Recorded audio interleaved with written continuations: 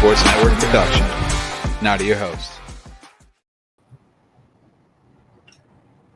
What is up, ladies and gentlemen? It's another Sunday night. We are here live on the Variety Sports Network with the Talkin, the Gridiron NFL show. Just the two of us for now. We might have a couple people pop in, but if not, we still do have a lot of good football. And I'm glad because going into the weekend didn't necessarily look like the best slate.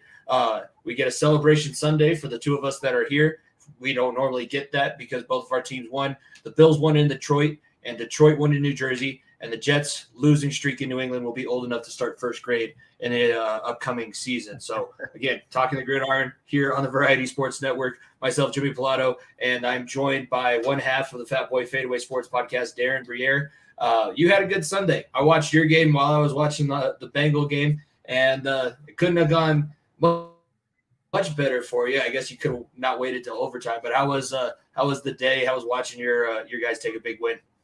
It was at this point of the season when your team is like that, right? There's like these mixed feelings with as the game is going on. But anytime you can beat the Broncos and get 2 wins over them in a season, like I told you before going into the year, that's the number one rivalry. So I'm going to take a win like that. And only the Broncos can do what Raiders are doing and leave the best player wide open to end a game. So only the Broncos could do that. So I was definitely feeling good about that. But I was curious, checking out a few of the games. I still have my survival pick alive going into this week. So I was really watching. I had picked the Bills this week against the Browns. So I was really checking out on that game a little bit too. And there was some odd matchups this week, I thought, as well. Like nothing like jumped off the table except for the Sunday night games. But there turned out to be a few really good games. Yeah, a lot of them, like the Pittsburgh and Cincinnati game, would have been more exciting if Pittsburgh was a little bit better. We're going to talk about all of the games, but before we get into all that, this is the exclusive home here on the Variety Sports Network for NFL content. We are live after every Sunday night football game. Some version of us, Darren and I, switch back and forth hosting. So we have this show every single week. Be sure to subscribe to the YouTube channel. If you're watching on the social medias, follow at Variety_Sports_, and be sure to leave a like and a comment. You can leave your thoughts, and we'll see if they have any merit. We like to put up a lot of comments here, and I guess this is where our fan base is starting off here, Darren. Logan, I thought that he'd be a lot more excited about what happened today, but I think he's a little bit more confused, like Mike McCarthy normally is. But the Cowboys go from one of the worst losses to like the most dominant win of the hottest team in the NFL. And I can see where he's coming from. I don't even know anymore. That makes sense. Yeah, the thing too with the Cowboys as well is like how perfect a game they really played today. Like, it just was like you couldn't ask for a better game on off, especially with Prescott when he missed have 3 incompletions the whole game. And then they kind of get Zeke back. That seemed to be I was listening to the radio actually the first 8 minutes of the game coming home from something, and it was funny. Even on the radio, like I made this just kind of this thought. I was like, sounds like the Cowboys are just getting off the ball better than the Vikings. The way the announcers were kind of just describing the plays, and then when you look at the scoreboard and the domination of the yards and stuff, that was obviously the case. And I bet that game last week took a lot out of the Vikings too. I kind of sometimes remember how they always say like a loss can defeat you a little bit. Sometimes a big win like that too can also leave you flat the last week. And I think that was the case with the Vikings this week. It's tough too. I mean, you go overtime with what's considered to be one of the best teams in the league, then you turn around and have to play another one of those teams that can be considered one of the tops. That pass rush for Dallas is legit, especially when Micah Parsons is able to go at full strength. We'll get to that game. We'll get to that game a little bit later on. So if you're a Cowboys fan, Logan, I know it's late where you are. Stick around. We're going to get to the Dallas game. Before we get into all that, Darren, we're going to give our shows out. We're going to pub our stuff here a little bit on the Variety Sports Network because we both host multiple shows outside of this one. So where can people listen to you and Tyler? I know you guys had a bye week this week. Nico and I took a bye week too. So it was the week to do it. But where can people find your show and listen to your content there? Yeah, you can look for us on Twitter at Fatboy Fadeaway. You can find our link to our YouTube channel there. Over 110 now. So we're on the way to 200 now, people. So that's the next goal there. So you can help us out with that. We've been doing a little bit more Warriors post games as well there too, and then obviously doing the Sunday night variety ones here with you. So trying to hit all the sports as much as we can. So yeah, check us out there at Fatboy Fadeaway on Twitter. There you go. It's one of my favorite ways to start a Monday morning. I normally listen to it the day after, but my drive into work, I turn on you guys. And then for my show, it's up here. If you guys can see now, I'm in my new quote unquote studio. We're finishing the basement here up at the house. So I have a room again instead of living, nomadically throughout the house. And I got the sign in the back. Rocky, who is actually, he told me before this, Sylvester Stallone's biggest bench warmer that there is. He loves the show. So he listens to it every single Thursday. You guys should listen to it every single Thursday at FEO TV Pod. Follow us, subscribe to our YouTube channel, and we have a lot of stuff. I also host the Top of the Mountain Sports podcast, which is a Division II football podcast. And we just had our playoff matchup, rivalry matchup in the playoffs between two of our schools in that conference. I host that with Rev, who could be popping on here any second. So that's all of the different places that you can find Darren and myself. I think it's time to get into football. You're good with getting into the meat of the games here, starting off our Sunday strong? Let's do it, man. See what you got for us. All right, we're breaking things down kind of into fours. So we're starting off. We're going to go chronological order here. First four games, Tennessee, big win over Green Bay, 27-17 on Thursday Night Football. Atlanta beating Chicago 27-24. Chicago once again has another really close loss where Justin Fields shows you he might be the guy, but then also has a very bad pick towards the end of the game. Buffalo wins in Detroit as the home team, 31-23. That snowstorm in Buffalo, that could be something that we talk about, especially because I'd like to get your perspective as the Northern Californian who never sees snow. So we'll talk about that plenty. And then Philadelphia still kind of stuck in some sort of funk, only a 1-point win over Indianapolis, 17-16. So those are the first four games that we're looking at. Of those four, where do you want to kind of start? And what kind of, I know you like to take notes as you watch the games. Did you have any notes on these four matchups as we're getting the Sunday slate started here? Well, I'll let you take Buffalo, so I kind of gave you a little head start on them a little bit earlier here in a second. But let me start with the Thursday night game, the Titans one. I thought it was kind of funny that on Twitter a lot of people were picking the Packers because they won the week before, and I was like, this is a Titans game right here, like on the road. The Packers really aren't that good, but they kind of had that fool's gold with a win the week before. And then Henry, I think me and you talked about it before, and like you as an offensive lineman, like it's got to be impressive when you're blocking for a guy like Henry. Just give him a little space, and it's just kind of that punishing style that you probably like to see if you're that style of an offensive lineman. And like he's one of those.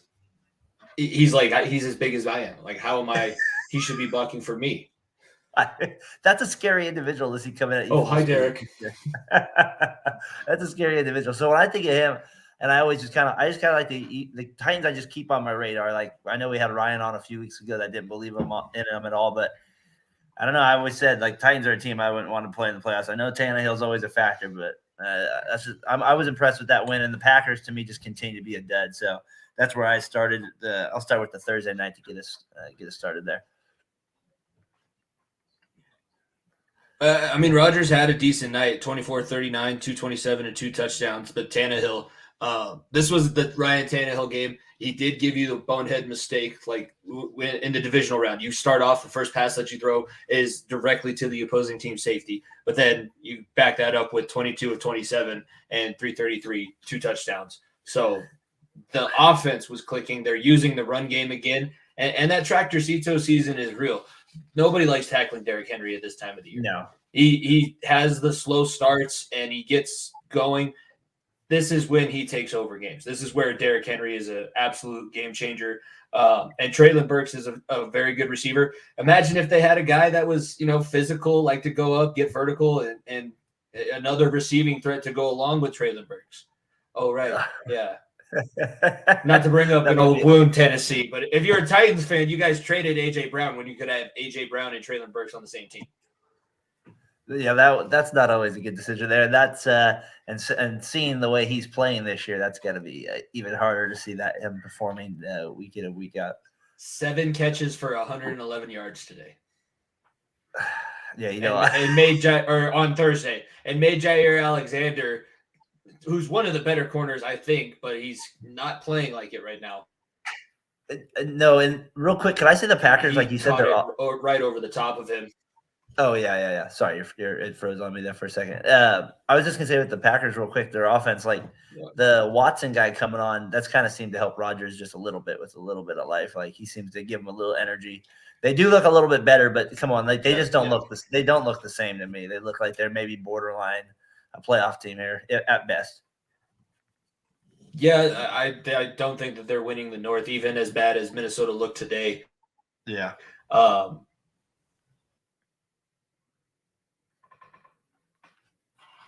If Chicago is able to beat, I think I'm not sure what's going on.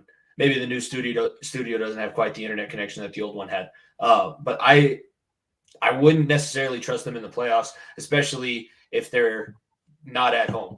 Aaron Rodgers at home is something different. That's the main reason why I was giving my confidence into the Packers, because I was listening to the other podcast that I listened to, and they were talking about Rodgers is 4-1 as an underdog at home. He was an underdog at home when Tennessee came in. I was like, oh, this is great. He's going to find a way. He's going to throw multiple touchdowns. It just seems different. Like there's no explosivity to this offense.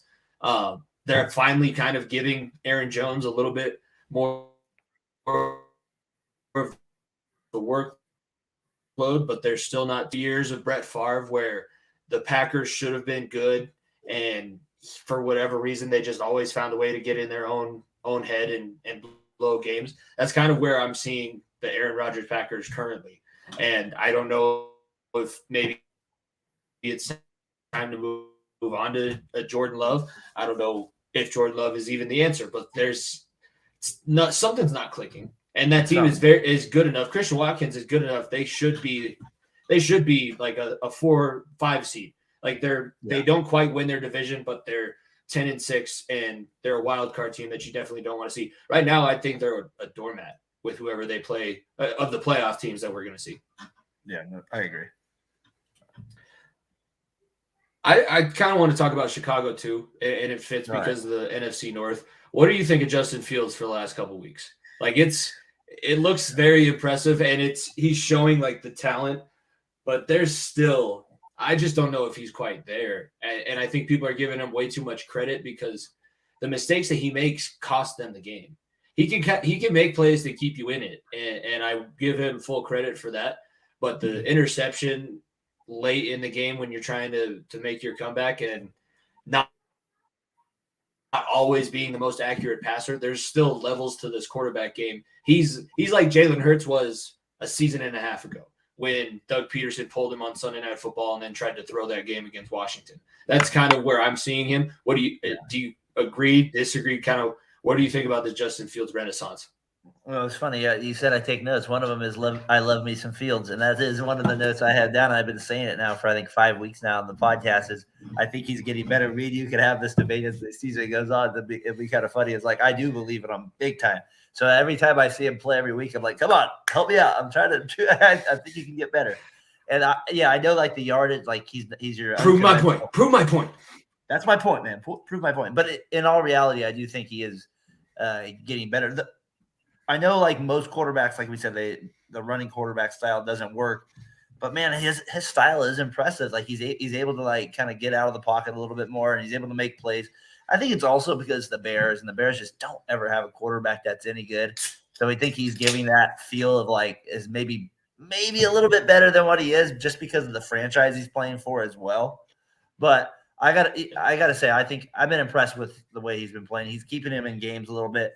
I do agree with the poor decision at the end, but hopefully the Bears can start. I mean, when have the Bears like been scoring 24 points a game? That's pretty rare for them. So I kind of, if I was a Bears fan, I'd be happy to see that number a little bit.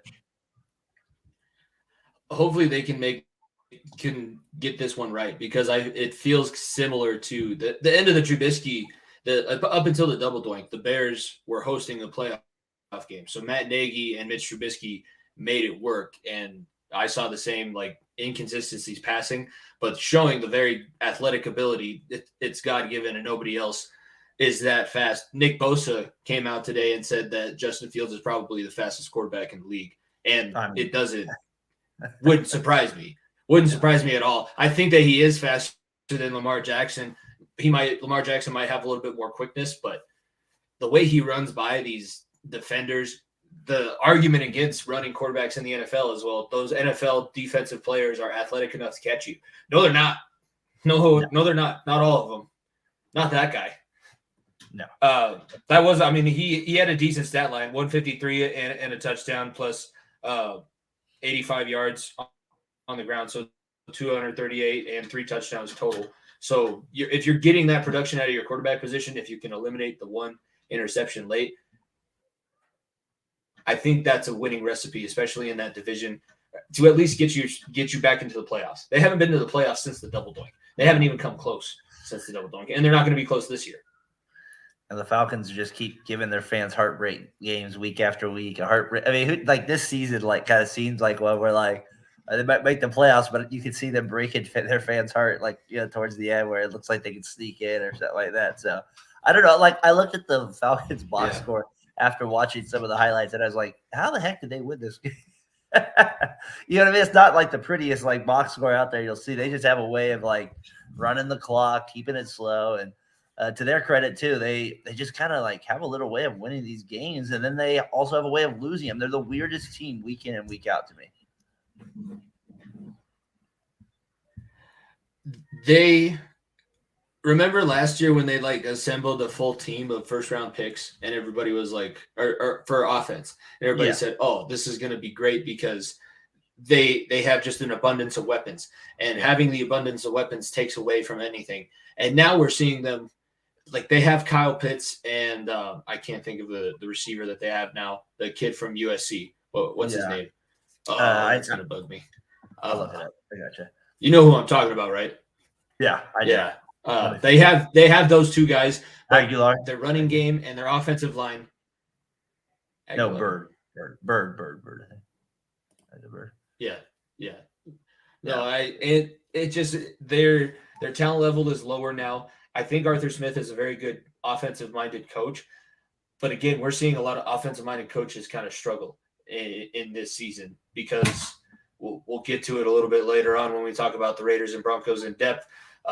That's going to be another week of Nico crying on my shoulder, and I'm just not going to know how to console him because people are pulling out all of the stops, and Atlanta, I think as a Falcons fan, and I hope that the out of your Falcons minds guys come on.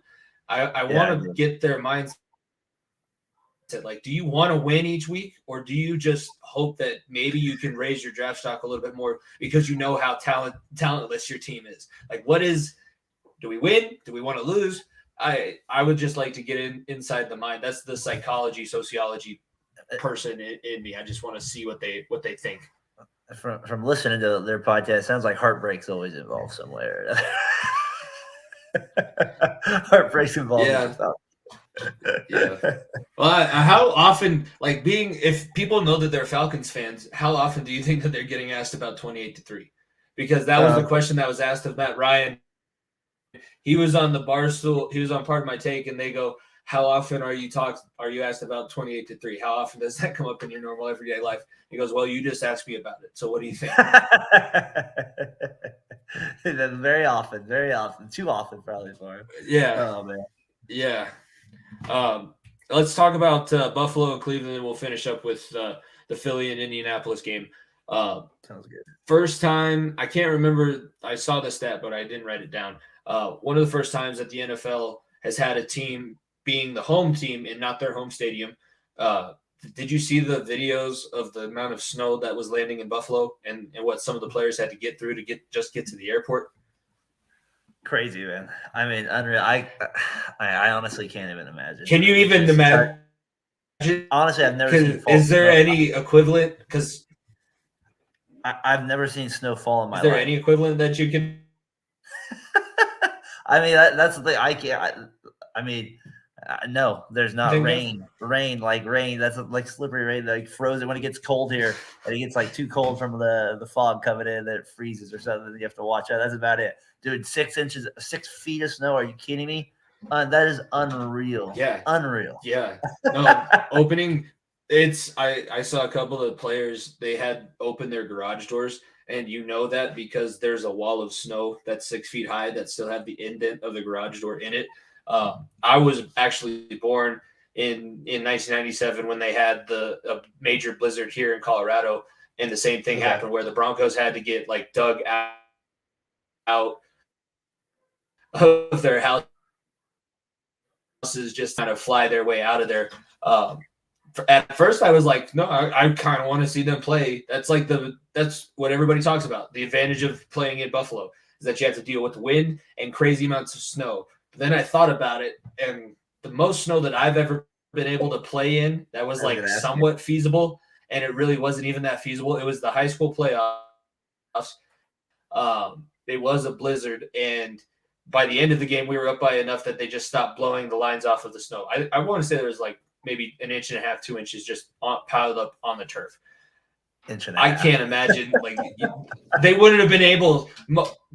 Think about LaShawn McCoy trying to run through a 6-foot snowbank. Yeah, it's popping up like a snow bunny. Like, here I am. Here I am. Snow games are the best though. Like if I ever see one on. If I see one on TV, I always jump to it and watch it. There's something about seeing the snow on TV, like fall and stuff like that. Like, but obviously 6 feet is 6 feet of snow. I mean, that's taller than most human beings. They were joking with some of the running backs were smaller than the snow.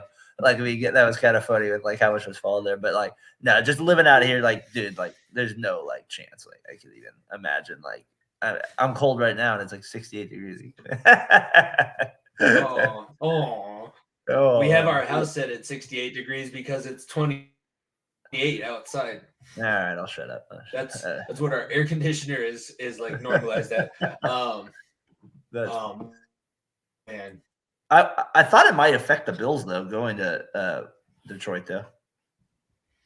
Yeah, it's interesting. I like the social media play back and forth between the two teams. The phone book is by. The phone book's by the fridge. The keys are on the nightstand. Please don't break any of the tables. We need those for Thanksgiving. The social media team posted that for the Lions because they were going on the road and the Bills were coming in. And then Bills posted the video afterwards, like, we left the tables intact for Thanksgiving. We'll see you on Thursday. It was good that they were able to find kind of a compromise. It was about the same amount of distance between the two initial cities, between Cleveland and Buffalo. Other than the fact that Amari Cooper had like a really good statistical and a really good fantasy day because my dad was playing against him and he got 30 dropped on him in fantasy today. This Browns season has got to be like, they deserve it. I'm not saying that they don't deserve it, but this Brown season has got to be one of the more disappointing kind of, how good your team is. You have probably the 1 or 1A best running back in the NFL in Nick Chubb.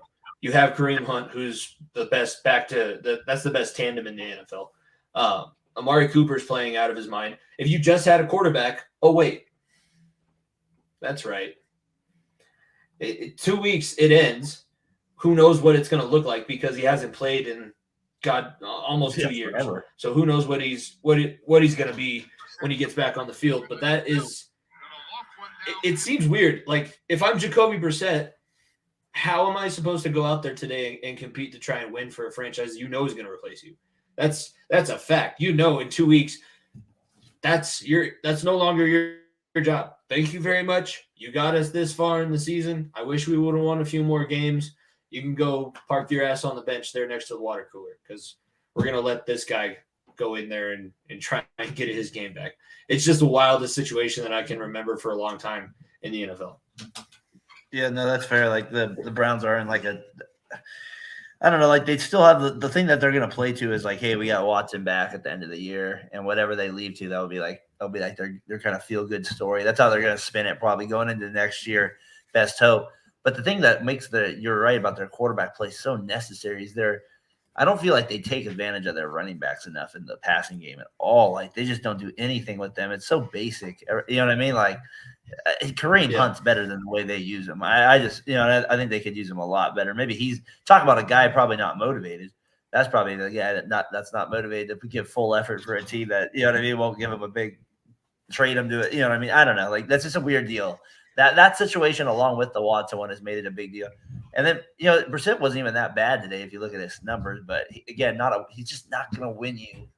He's not going to win you a playoff game. And if you know what I mean, he's not going to be like that. But the Browns, 3 wins. Again, they're going to be lucky to get to 6 wins again. It's amazing how their franchise falls into this trap. I mean, they're in your division. You see it year in and year out. Yeah, and I see them also just they demolished my team. They own Cincinnati. That's the worst part about it. Think back to that's true. The Monday night game a couple weeks ago. I was listening to that game on the radio. I had to turn my radio off. That's how embarrassing that was. But for whatever reason, everyone else has a 50-50 shot of beating them every single week, and they can never sustain any kind of success.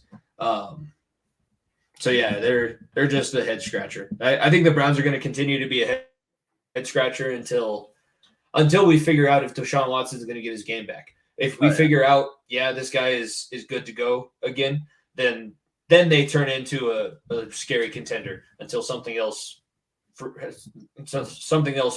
off the hinges. But I feel like that's kind of the litmus test that we have to see. So it's kind of unfair to try and pinpoint where the Browns are, because a backfield of Deshaun Watson and Nick Chubb, personalities aside, I really would like to see that. Yeah. That intrigues me as a football fan. Yeah, no doubt. I would agree. Yeah, that's what makes their season got to be probably frustrating again for their fans. They see something like that, they have all that potential. They have this great defensive end. They get Cooper, and again, they just can't put it together. The Bills, to me, also just real quick back to them with this game was they kind of, I don't know. I had them as a Super Bowl favorite, and they're kind of in a weird spot. Maybe it's the middle of the season right now, but they're just a little lackluster right now. Yeah, I agree. And the second half has been their kryptonite. That's what they talked about. I think today they finally broke their streak, but they hadn't scored a touchdown. Josh Allen hadn't thrown a touchdown in the second half in 6 weeks. Crazy. Since the very beginning of the season. They just jump out and pound you in the first half. That's not how you win games, and especially when you have to go up against the Chiefs. And we're going to get to the Chiefs because they're one of those interesting teams. They're playing in the Sunday night game as we're currently live, which I can give a score update I wish we had a producer that would. Oh no, that game actually has gone final, and Kansas City. It did, right? It went final right now. It's 30 to 27. Yep. Yeah, they're so. The Mahomes does it again. I think the Bills. Yeah, you can't think that you're going to get up 30 points in the playoffs and not score in the second half and say that you're going to move on.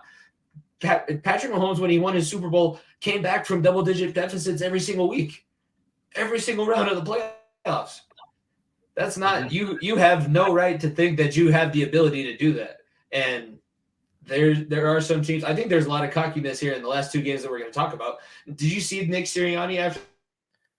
No, I didn't. They won that game. No, I missed it. What happened? First, had some Philadelphia fans up in the row. They had some Philadelphia fans up in the front row. He jumps up on the bench and he's staring at him. He's giving him this. It's similar to when I think they beat Houston on a last-second field goal. And he's like, "That's fucking game," and he gave him the double bird or something on the way out. He's done this a couple times this season, which is strange for an NFL head coach. But yeah, he turned to the crowd and was hyping him up. It's first off, everybody knows Jeff Saturday isn't qualified to be coaching this team. He won the game last week. Great. I think that was more of Josh McDaniels just not really knowing how to be an NFL head coach. And he did it worse than Jeff Saturday. But there's no reason to be treating this. You should have dominated this game. You should have dominated them. And then if you're on the Colts side, how are you not spying? How are you not spying Jalen Hurts in the 5 on the last play of the game? You're like, oh, there's no way. Quarterback run? He doesn't run. He's going to throw it. Let's get into our prevent defense from the 5-yard line. There's just a lot of stupidity, and a lot of why are we even celebrating this right now in these last 2 games? And I think Buffalo too. You should have won that game by more. We all know that with Brissett, Cleveland shouldn't have been able to keep up with them. So I think both these teams have a little bit more to prove, and maybe we're kind of smelling the roses before they should have been. Yeah, I think that those are fair points. I think with the Eagles too, like I said, when you get to the really good teams, I think there is a part of the season where they're going to have they can't look great every game, and can they still find a way to win? And I think that's the way I would define the Eagles win. And for me, the next game's the big game again. With what I mean, that's how I'm thinking with them. Like because this does happen. Now the next game, can they show me that they're back to their real team again? And now I'm just thinking that's a mirage. That's to me where I'm going to start to believe in them more. That consistency like that. So I am impressed they did get the win on the road against, but I mean Matt Ryan too, just tough to watch in certain situations there. But anyways, the Eagles there, they do get the comeback. Hurts, I saw that too. I was like, what are we? I mean, that's just Madden simple defense right there, people. But the middle what are we, middle linebacker spy? Yeah. I mean, this is basic. Madden would have given you the spy. He would have told you, like, listen, they're gonna. What are we doing? That would have been if Madden could have ever broken the fourth wall, just turned to the screen and been like, listen, he's ran it in 3 other times today. What are we doing? It's all the same situation. They're running the same formation. Just put the quarterback spy on. Anybody. No, I think it's put fair. QB I think contain on. Yeah, no, I think. But to answer your question in full, I'll just say I don't think it's. I'm not gonna. I think the Bills and the Eagles are still in the top 3. So I'm trying to get myself not to overreact to their play on the field. Yet I think there's still there. I still think the talent's there, and they are winning for the most part. So I'm trying not to overreact to the wins. I still like the Eagles' health. They picked up a couple of defensive linemen, so we'll see. I think that's fair. Anything else that we want to touch on before we move on to the next 4 games that I split the schedule on? No, that's it. Those next 4. All right. Before we get into that, I want to make sure that we mention we are brought to you by Row One Brand. The Variety Sports Network is proud to be affiliated with them. If you go to Row One Brands P 15 and you get 15% off anything in the art gallery. So be sure to take advantage of that great deal. There's a lot of awesome vintage paintings. If you're a sports memorabilia collector, it's a great site to go and check out, and you get 15% off when you use our code VSP15. The next 4 games that we have listed here, it starts off with the Jets. Like I said, their losing streak in Foxborough is now 7 years old. It's getting ready to start first grade. And today was just bad. So I have to tell, because you saw my brother's tweet that he sent into the show a little bit earlier on in the season. Also today, the main guy from the Mighty Morphin Power Rangers series died. And my brother and I are huge Power Rangers fans. So I found it right as I was like, oh, Patriots and Jets are going into overtime. The Jets are punting. That's great. I didn't know that the punt return was coming at this point. I sent him the picture that I saw on Facebook. I was like, man, Tommy died. You guys are going into overtime. It seems like this is going to be a tough day. And he just sent me back, today sucks. This is the worst day of my life. So just wanted to mention that. Tommy, Power Ranger, rest in peace to him. But the Jets, the offense is bad. Zach Wilson's not a good quarterback at all. I'm not sure. I think the Power Rangers could maybe play better quarterback right now than Zach Wilson right now. This is that is some bad. I mean, if I was a Jets fan, that would be tough to watch. Like right there, we've all had those games as our team where you're just like your team is just abysmal. And in football, it's really nothing worse because it's just 1, 2, 3, move on. 1, 2, 3, move on. 1, 2. You know what I mean? Oh, little somebody in the flat. Oh, maybe a little dig in for 8 yards is your big play. Yeah, I'm telling you, nothing is worse than that. But can I just get right to the biggest play of the game? Why are we not punting a ball out of bounds? Like, I'm not the smartest football player in the person in the world. I know that. But I would think as a punter, like right there, like I think your coach would say, hey, why aren't we kicking it 45 yards and just aiming out of bounds? Because even if the ball goes out of bounds, it's not the best punt. There's still 4 seconds left in the game. They're realistically not going to be able to do a field goal attempt. Like, I don't know. To me, I'm not saying you should allow the return anyways. Like, that's just bad football to regard special teams. But if you kick it out of bounds, you're kind of giving a lot wrong with that. Yeah. You're kind of giving no chance to it. It's not the same as the Deshaun Jackson one. Like, that's still one of my favorite videos of all time is Tom Coughlin chewing out that putter. And I wish the guy would have done it today, but it was just, to me, I just didn't understand that logic right there. I would have had the same feeling. I remember this kind of vividly. It was when Devin Hester was punt returning for the Bears, and the Broncos were playing the Bears. It was late in the season. We were in Chicago, and my dad was. I was a little bit young to be like invested in watching the game, but I hear my dad go, "Do not kick the ball to him again," because he'd already returned a kick and a punt. And they were just trying to punt it. Similar situation, like punt the ball out of bounds. We're going to go into overtime. We'll have a shot. And they kicked it right to Devin Hester. And touchdown. And yeah, there's a football IQ question to go there. And I wonder if the punter was trying to aim it out of bounds and he just totally shanked it and ended up hitting it square, which could be a possibility. I mean, I've spent a lot of time with punters. Most of them, they have enough downtime. They understand their job. I'm trying to aim it as high and as close to the sideline as I possibly can because I use the sideline as an extra defender. But every now and then, for whatever reason, your mechanics just don't go right. So maybe that was the case there, but I don't even know. He should have been put in that rare situation. Play in football, you never see a walk off like that. Yeah, that's like the Madden situation where you're like, oh, because your buddy's winning, so he's like, oh, I'm just going to kneel it and run out the clock. And you go, no, kick it to me. Let's see what happens. If you're really that good, you kick it to me and defend it, and you get one. Oh, yeah. That's what it felt like. Mac Jones wasn't good in this game. The New England offense wasn't good in this game either. The Jets defense, if I was the Jets defense, did you see Zach Wilson's post-game press conference? I did not see enough of it to probably know what you're talking about. What happened? The reporter asked him, your defense plays that way. You only give up 3 points and you're only able to manage to score 3 points. Do you feel like you let your defense down? And before he even finishes saying the word down, Zach Wilson says, no. I'm here to tell you this defense gave up less than 300 total yards of offense today. They only gave up 3 points outside of the punt return that doesn't get counted towards the defenses. That's not a defensive scoring touchdown. That's on your special teams.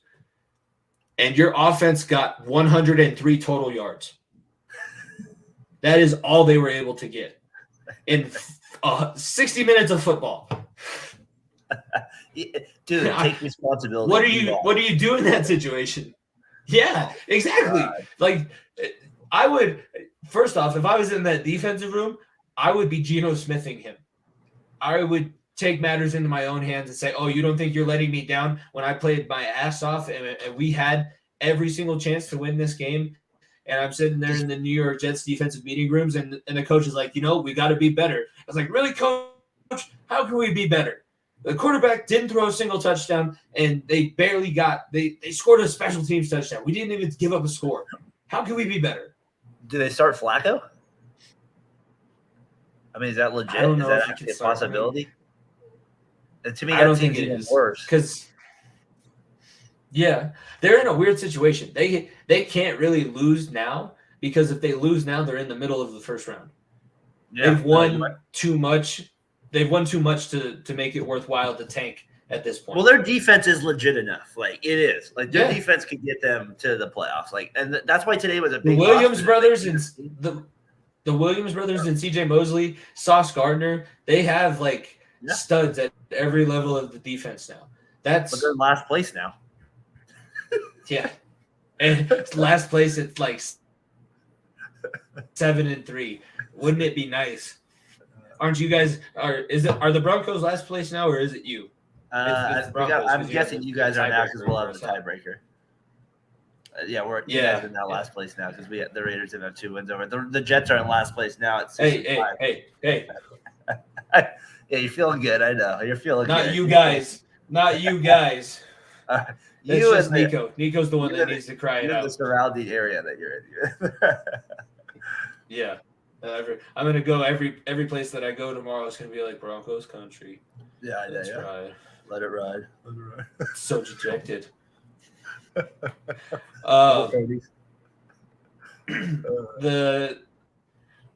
Super Bowl champions are. I think we can finally put a fork in them and say that they're done for their playoff chances. That is not a good New Orleans football team that came in and beat you. And Andy Dalton threw three for 3 touchdowns. Andy Dalton had an Andy Dalton game that's sprinkled in with all of the other subpar Andy Dalton games. He's a solid quarterback. I feel bad for the Saints fans because if you were really trying this year, you'd be playing Jameis Winston and trying to figure out if he could be your quarterback. If you wanted to have some fun, you'd be playing Taysom Hill. If you wanted to just be middle of the pack, you're playing Andy Dalton, and that's what Dennis Allen decided to do. He's not trying to be too good or too bad. He knows that he's not going to get fired after the season because there's no way that you can. It's his first year, and there's good things surrounding this team. I don't think that his seat is even close to being hot. He's not like the Nathaniel Hackett's and the other first-year coaches that are maybe on a little bit more thin ice. But, man, the Rams and Sean McVay, that begs the question, is Sean McVay ready to step away and go into television? And what I've been hearing and people that are around him a lot, he doesn't want to go out on a season like this. He doesn't want this to be the last thing that people remember of him coaching, so he's going to try and come back and compete again. I honestly have mixed feelings about it. I think if I were him, you're not going to get better than what you were. I mean, you're the youngest coach. You hold all of the youngest coach records right now. So you're good in legacy standing. You won your Super Bowl. You were able to get to one with Jared Goff as your starting quarterback. So you're Hercules. You can retire and go into the booth. I don't think that he has anything more to prove. I'm interested to see what your take is on Sean McVay and what his future might hold. It was funny you asked that because I asked Tyler that same question last week on the show, and I said McVay. I've heard that same thing with McVay and him stepping away. Yeah, I think he is done after this year. I think he goes. I think he leaves with. I think Stafford goes. I think even. I know he signed a big contract. There's still a chance he could retire, right? Like the defensive tackle. For some reason, his name is escaping. Aaron Donald. Yeah, thank you. That doesn't mean he can't retire. You know what I mean? Like so. I think there's a chance. I think there's a world where McVay calls it quits. He would definitely get hired as an announcer somewhere. So he would that would he doesn't have to worry about money or any type of working or anything like that. I think on a bigger picture with the Rams, I've just been disappointed in general with them over this year. Like they've not even been competitive at times offensively. Like the big acquisition of Allen Robinson, like there's no genius there. Like, is it just Kupp that has created this offense? I mean, like it really hasn't. Like without him now, 6 to 8 weeks. I mean, they are dead. That is the biggest fork in a team I can think of right now. That's a Super Bowl champ that I would be stunned if gets any life going into the second half of the season. It's weird. It's almost like they didn't try him and Stafford left the game again today. He's back in concussion protocol. Yep. So that's not good news if you're a Los Angeles Rams fan. But there was like no effort to establish any kind of connection. We all know that Cooper Kupp and Matthew Stafford eat breakfast alone together, and it's like Regina George and Mean Girls. Like they're the Breakfast Club. They do everything together. Cooper Kupp wipes Jared Goff's butt after he takes a dump. There wasn't any attempt to do that with Allen Robinson, and I think that he's a guy that needs to have the relationship with his quarterback because Allen Robinson is a guy that finds holes in zones. And if you don't know what the other person is thinking, if you're not around them 24/7, it makes life difficult. Yeah. And Allen Robinson isn't quite getting open, or he's not on the same page or something because he's not even looking his way, and he's a good threat. Like he proved in Chicago of all places that he is a good receiving threat. So Allen Robinson should be getting a lot of targets. Cam Akers should be good and getting carries. But again, I don't know there must be something going on behind closed doors or some sort of injury that nobody knows about. It makes no sense. And it tanked my fantasy team. I'm going to stand behind that because that sucked. I drafted Cam Akers. I was like, listen, come back player of the year season. Let's get this. And you and a few others got that one. I got to push back on your Saints take. I think there's a chance that Allen does get fired after this year. I don't think that's out of this world with that take. I actually would be playing Winston. That's where I would be playing him. Like I know we've talked about him, but I would play him over. Play him. That would just be my choice. I would just let it ride out and see what happens. I at least know with him, I might get to see some of my other players do things differently with I don't know. Like I feel like we see enough of Dalton at this point. We know what we have with him. Like that's just how I feel with it. The Saints, though, I think Allen, because I mean, I could see a world where the Saints maybe only win 2 more games the rest of the way. Like I don't know, like that would just be my. I really want, and I was so disappointed when Da said he couldn't come on today because hopefully he can come on one of these times when you're on because I love your take with him and at being a Saints fan. Like I gotta get your guys' takes together one time because it's not like you're ripping on him. You're just asking a legit question about him. So I would love to actually get his takes with you all one of these times because to me from afar, if I was him, I'd be like, why are we not starting Winston? Like what else do we need to see from Dalton? Like it's not really that exciting. They should be starting anybody but Dalton because you start Andy Dalton if this team is good enough. He would be Andy Dalton would be your Bubby Brister if you were the 1997 Denver Broncos. He's a guy that if you're good enough, he can keep you on an even keel. He's not making good plays. He's not making the big plays. He's not making the outstanding plays. That's why we have the slow motion video of the guy doing the front flip on Thursday Night Football behind him because he tried to make a play. And when he tries, that's what happens. But if he's just sticking to the script, he can piece you up. He kept that game against the Bengals very close in the beginning. It scared the hell out of me that we were going to get revenge gamed on by Andy Dalton. They just shouldn't be playing him. Like I would see Taysom Hill. I would like to see Taysom Hill over what Andy Dalton brings to the table. I kind of want to move on to the Detroit game. Did you see the Vanilla Vic clip from Saquon when he was mic'd up from last week? No, I didn't. What happened with that one? That's Daniel Jones' nickname is Vanilla Vic. Oh yeah, I did see that. I didn't see the video of it, but I saw it on. I saw the sentence on Twitter there. Yeah, I picked up the line. I thought that was actually kind of fun. It's a good solid. No, it's not bad. It's not bad. I get it.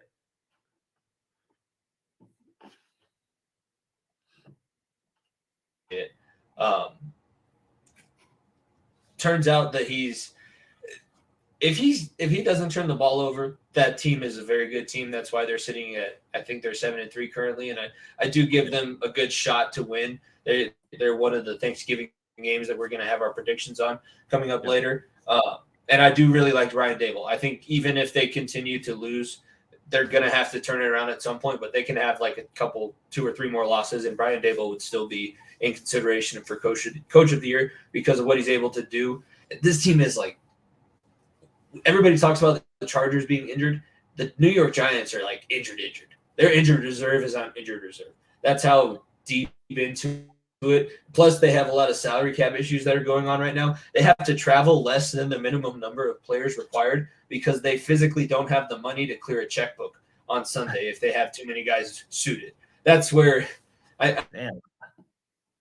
I'm pretty sure they're going to be the next franchise to be sold. Yeah, unless the Mother Davis dies before the New York Giants get sold. No offense or anything like that. It's just a strange. This team is good, and I think they're a quarterback away. Sometimes Daniel Jones is that quarterback. Sometimes, like today, he's not that quarterback. He threw 2 interceptions and a touchdown today, but it just wasn't anything special. And Detroit, Jared Goff didn't do anything either. He threw for 166 yards, but Jamal Williams having 3 rushing touchdowns. I know that you said is that a preview of what you have coming up for one of our future segments? Yeah, yes, probably so. Yeah. He'll be on one of them. He rushed the ball well.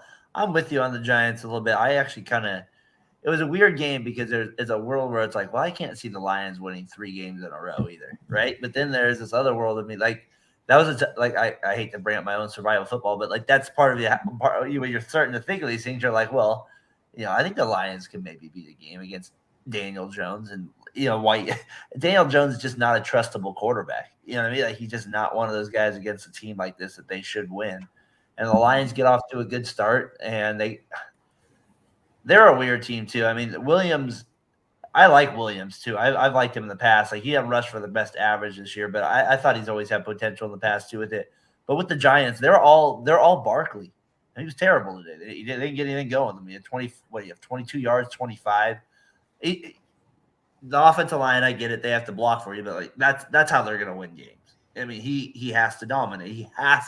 I can't see them not winning when he doesn't get 100 yards. That's how good he needs to be. Back to Dable real quick. It's pretty crazy how in the NFL, if you get a good coach to take over, it really does make a difference for like right away. Like it's a weird sport like that. Like the talent, like in the NBA, like you got to have the superstar, right? But like in the NFL, like there is a world where like these guys come over and like just dominate. It's pretty cool to see like how the Giants have really took off like that. And like you said, they have all these guys hurt and they still had a receiver get 100 yards a day.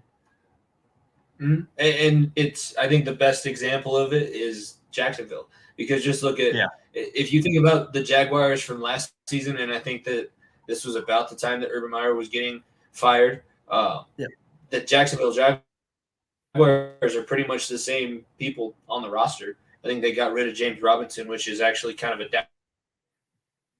downgrade when you think a lot of good things just under Doug Peterson, who's a guy who's won a Super Bowl and has a solid plan on what they're trying to do.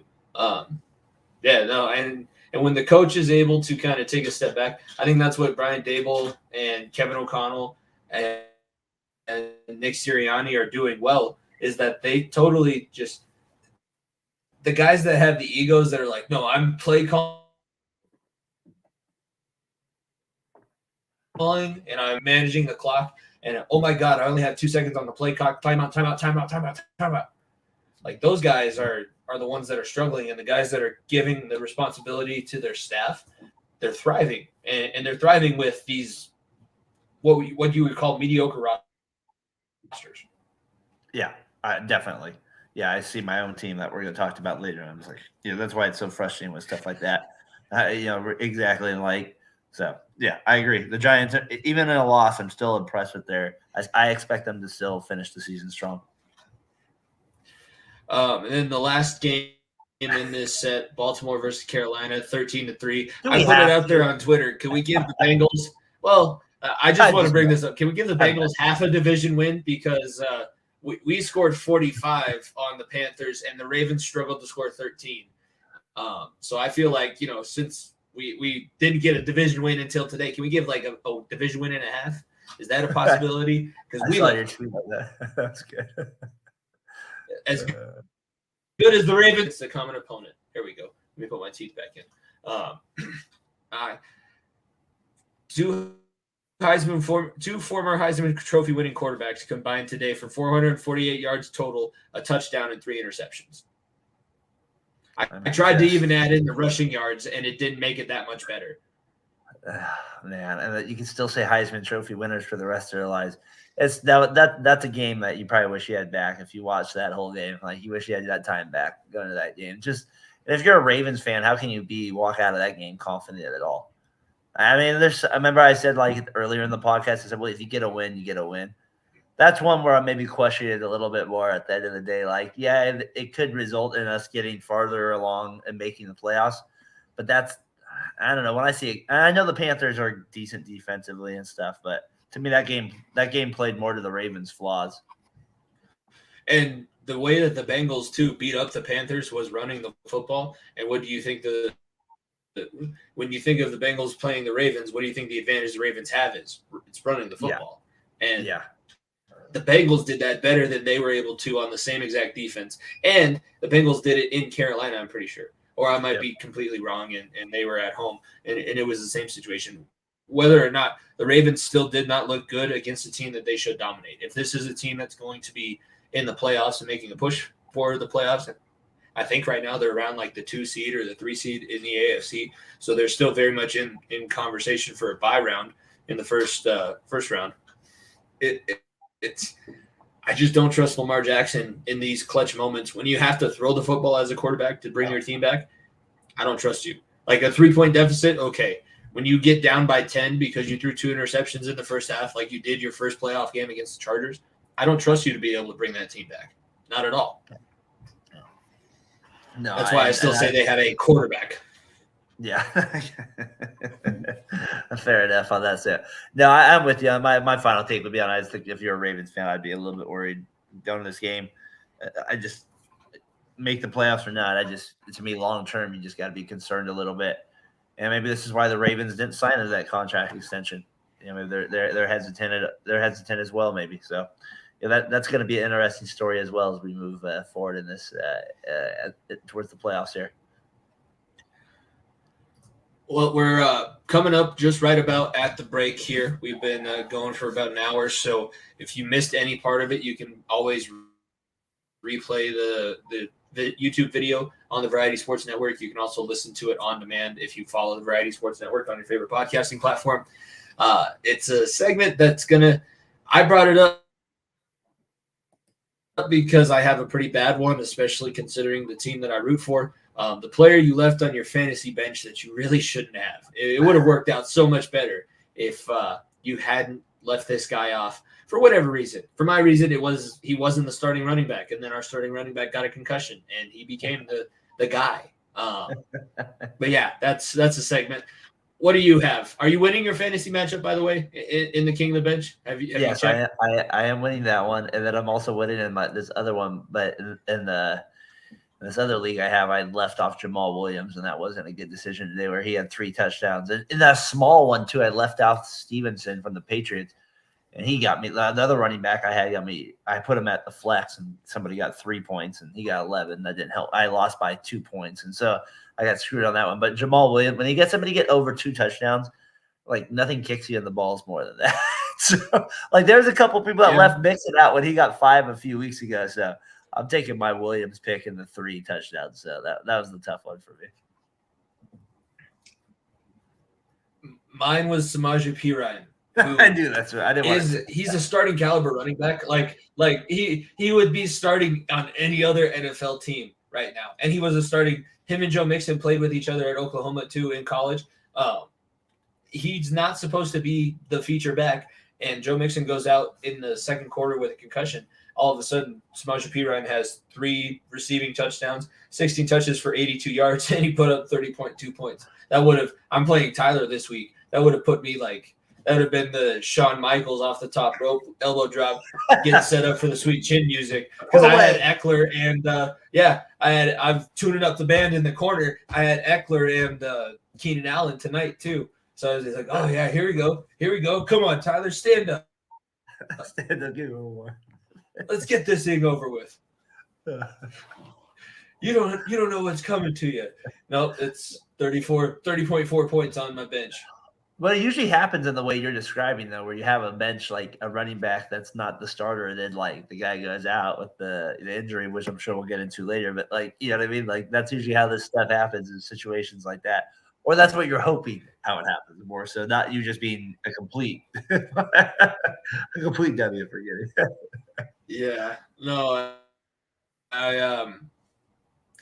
it was my last straw weekend with Jonathan Taylor. I put him back into the starting lineup, and I was like, if you don't score any points, I'm dropping you, and I'm going to go find a running back on waivers. He scored 16, so I'm keeping him. But it would have been like I had Jonathan Taylor and Eckler, and I left Samaje on the bench. If I would have had Samaje and Eckler or Jonathan Taylor and Samaje, it would have been lights out, 110%. But now I have to double check after – we'll get to the Sunday Night Football recap, but I'll have to double check. I'm probably going to have to. And Tyler's probably going to win. So then when we're back on here next week, he's going to be able to rub it in my face. And I'm not going to win my fantasy league that I'm hosting. Yeah. It's just it's going great. It's going fantastic. Thank God we had this week off as a bye week for the podcast because my pick'em was all wrong. I think I lost every single one straight out. I was like, oh, Giants, smack. Oh. Right. Well, that'll be easy. The only one I got right was damn Bengals. You see, that'll be next week. Just use it to your advantage. Be like, all right, I'm going to give you all the picks and pick the opposite. You got your winners, everybody. Good luck. Yeah, there you go. Maybe you're a genius. You don't know it. We'll see.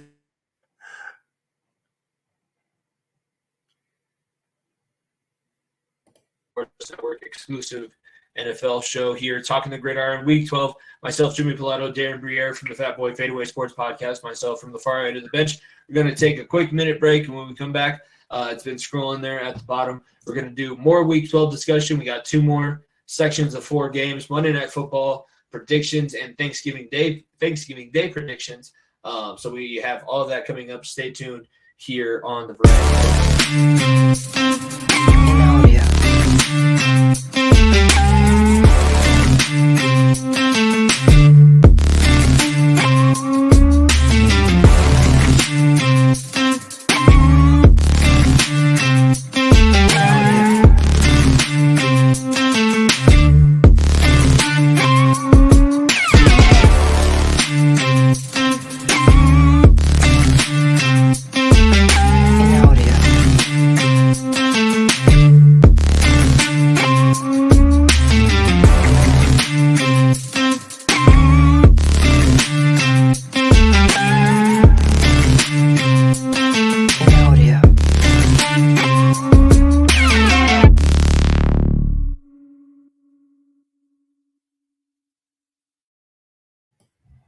All right, welcome back to the Variety Sports Network here with Talkin the Gridiron, Week 12. Myself, Jimmy Pilato from the Forward and the Bench podcast, and Darren Briere from the Fat Boy Fadeaway Sports podcast. We're recapping everything live here on the Variety Sports Network, exclusive home for NFL content. We're moving right along with our next 4 games. We just finished up our fantasy duds of the week, guys, that we wish we would have had in our starting lineup because they would have gotten us a lot more points. Now, the next 4 games, Washington, 23-10 victory over Houston. Vegas, your Raiders taking the win in Denver, 22-16. And Nico was in attendance of that game, my co-host on the far end of the bench. And then my Bengals, 37-30. Really wasn't that close. We took our starters out with about 5 minutes left in the fourth quarter over the Steelers. But we finally win in Heinz Field. That's back-to-back years that we beat in Pittsburgh on their home turf. I know it's not Heinz Field anymore, but I refuse to learn the new name. I hate them anyways. That's I've been wearing. I'll show everybody here on YouTube here. That's the. Oh, there we go. This is a shirt I've had on all day too. Just say no. Just say no. Yeah. No, the Steelers. That's the one team in the NFL. I told my dad that too. I woke up. I just said, "Fuck the Steelers." You know? What? He's like, "What? What happened?" I can't, one team. Ugh. And Rev's one of my best friends who's a Steelers fan, which I wish he was here right now. I know. I would be floating right in his face.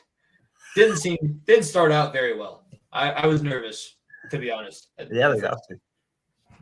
Should we start there? Yeah, let's start there and work our way backwards. TJ Watt is the Bengals' daddy. That's the hardest thing for me to admit. I might have to. I want to put a Bengals fat head up, right here on the wall. I might have to get a TJ Watt fat head that watches over me while I sleep, because he lives in my nightmares right now. Yeah. When he's on the field, he increases their winning percentage by 25% or something stupid like that. Just him alone. Whether he has a stat line that is incredible or not, that's just the dominance that he has. He's not – I don't think that he's as good as JJ, but he is really, really damn good. JJ for 4 years was the most dominant defensive player. I wouldn't say that TJ Watt's the most dominant defensive player, but he is right up there. Yeah.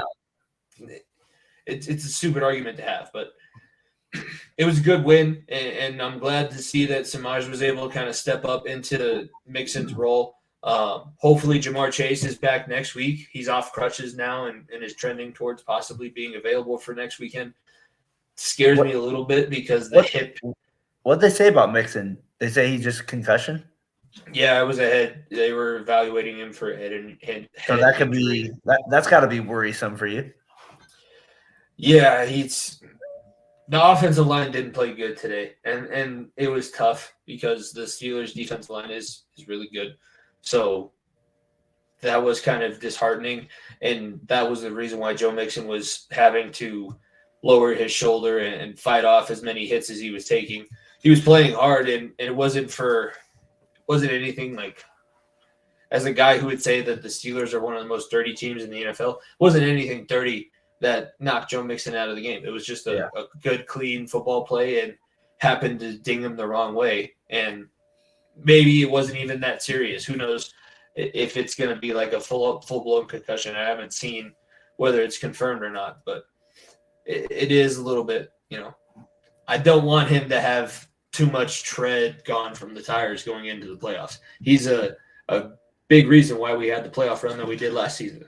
So I would love to see him get fully healthy. And if this team can keep winning without their stars, that's perfect also. I'll take that. That's what Nico and I talked about with the Avalanche. We were able to, I think the last regular season game to the first playoff game, 8 of the 9 starters from the last regular season game didn't start in the playoffs. That's how deep the Avalanche were. And they were just playing all of their second team guys towards the end of the regular season. That's what I'd love to see for this Bengals team, just so that we can be as healthy as possible going into the most important stretch of the season. Yeah, this is the part that get hot right now with the Bengals not looking that, or with the Ravens not looking that great either. This might be a chance for you guys to go. I mean, obviously it's your team a little bit. From my point of view, it looks like I was looking at the Steelers like, what are you doing not guarding Higgins at all? It was just like seemed like he had way too much easy one-on-one room. He's sneaky big. Like he's bigger than you would think that he is. That's what I'm noticing watching him play every weekend. These cornerbacks are doing everything that they can, but he's just like he's a freak. He's 6'4", but has like 7'4" appendages. It's been impressive, and the thing too with the Bengals is their big playability.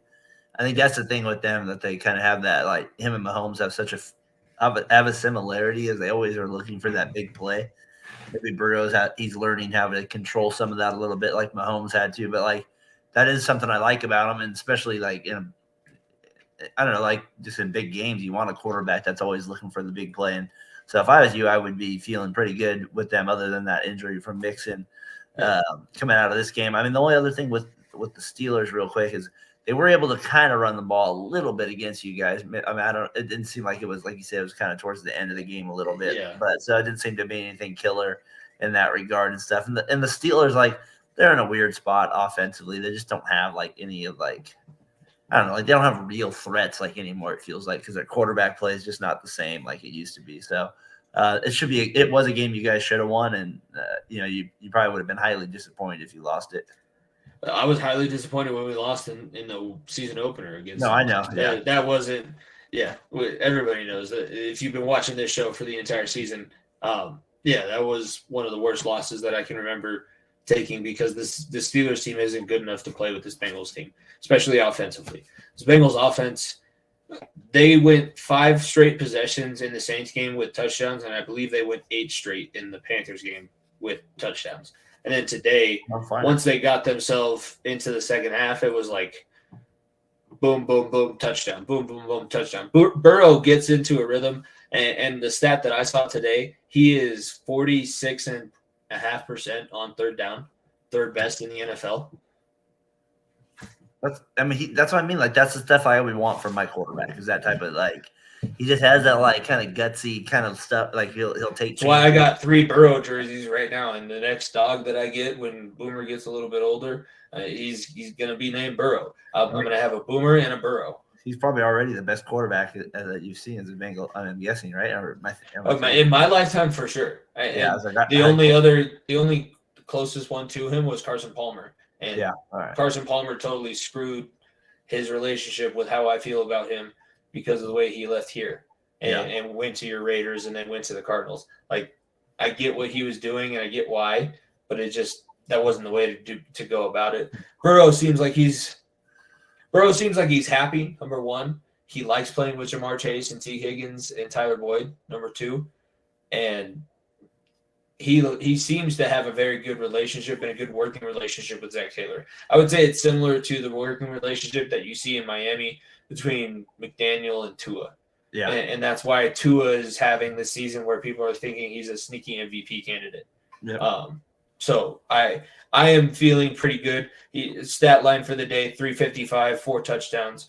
Only downside was you lose Mixon, but everything else was great. And yeah, T. Higgins had a huge day. When you think that Jamar Chase is the number 1 threat, Tyler Boyd goes off for 180 yards, or T. Higgins has like 6 touchdowns because he just gets faded to death in the back of the end zone because nobody can cover him. He's just too long. Speaking of a game that was kind of mismatched, I would say definitely shows a little bit more on the scoreboard if we're working backwards. That Dallas game. Dallas coming off a pretty humiliating loss last weekend where Mike McCarthy outthought himself and lost to his former team. You're going up against the hottest team in the league. And Justin Jefferson, the best receiver, number 1 receiver, quote unquote, in the league. Kirk Cousins having a season to behold. The Cowboys dominate, and the Vikings walk away looking up at a 37-point deficit, 40-3. You don't see that often in the NFL. First off, no. Professional athletes normally have a little bit more pride than to allow that to happen. There was just nothing anybody could do. And Dak was spreading the ball around. I think like 8 receivers had more than 3 receptions. And Tony Pollard, I think Tony Pollard might have taken the starting job. it was nice that they had Zeke back, but he's definitely the back seat in that tandem, I think. They both rushed for 15 times. Elliott got 15. Pollard got 15. Pollard rushed for 80. Elliott 42, but Elliott got the 2 touchdowns. But Pollard, though, had the 2 touchdowns receiving and the 109 yards. So it was a weird game overall. We kind of touched on it at the very beginning of the podcast. For me, I was really impressed with Dallas in this game, just offensively being, just so efficient. Like I said, I heard the radio call coming in.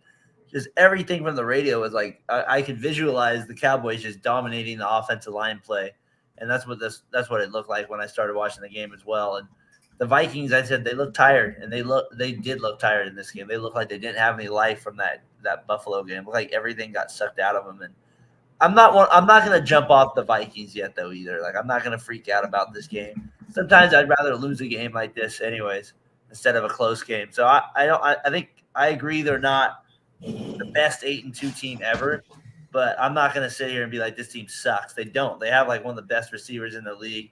They have a capable running back. Their defense is like at least capable in moments. So I just think maybe this is a mirage of a game. I'd throw that out, but Dallas, very impressive. Is Parsons the defensive MVP this year? Or am I thinking? The NFC, he might be. I mean, the thing that's going to hurt him is he's been kind of injured at times. Yeah, that's what I was thinking. So if somebody has kind of been there, I would say Brandon Graham might have. Yeah, he's having a season where he's been consistent the entire year. He's something different. Like I think about it, and it was funny. We had Rev on our episode last week when we were breaking down the UFC 281, and before we started recording, he and I were talking.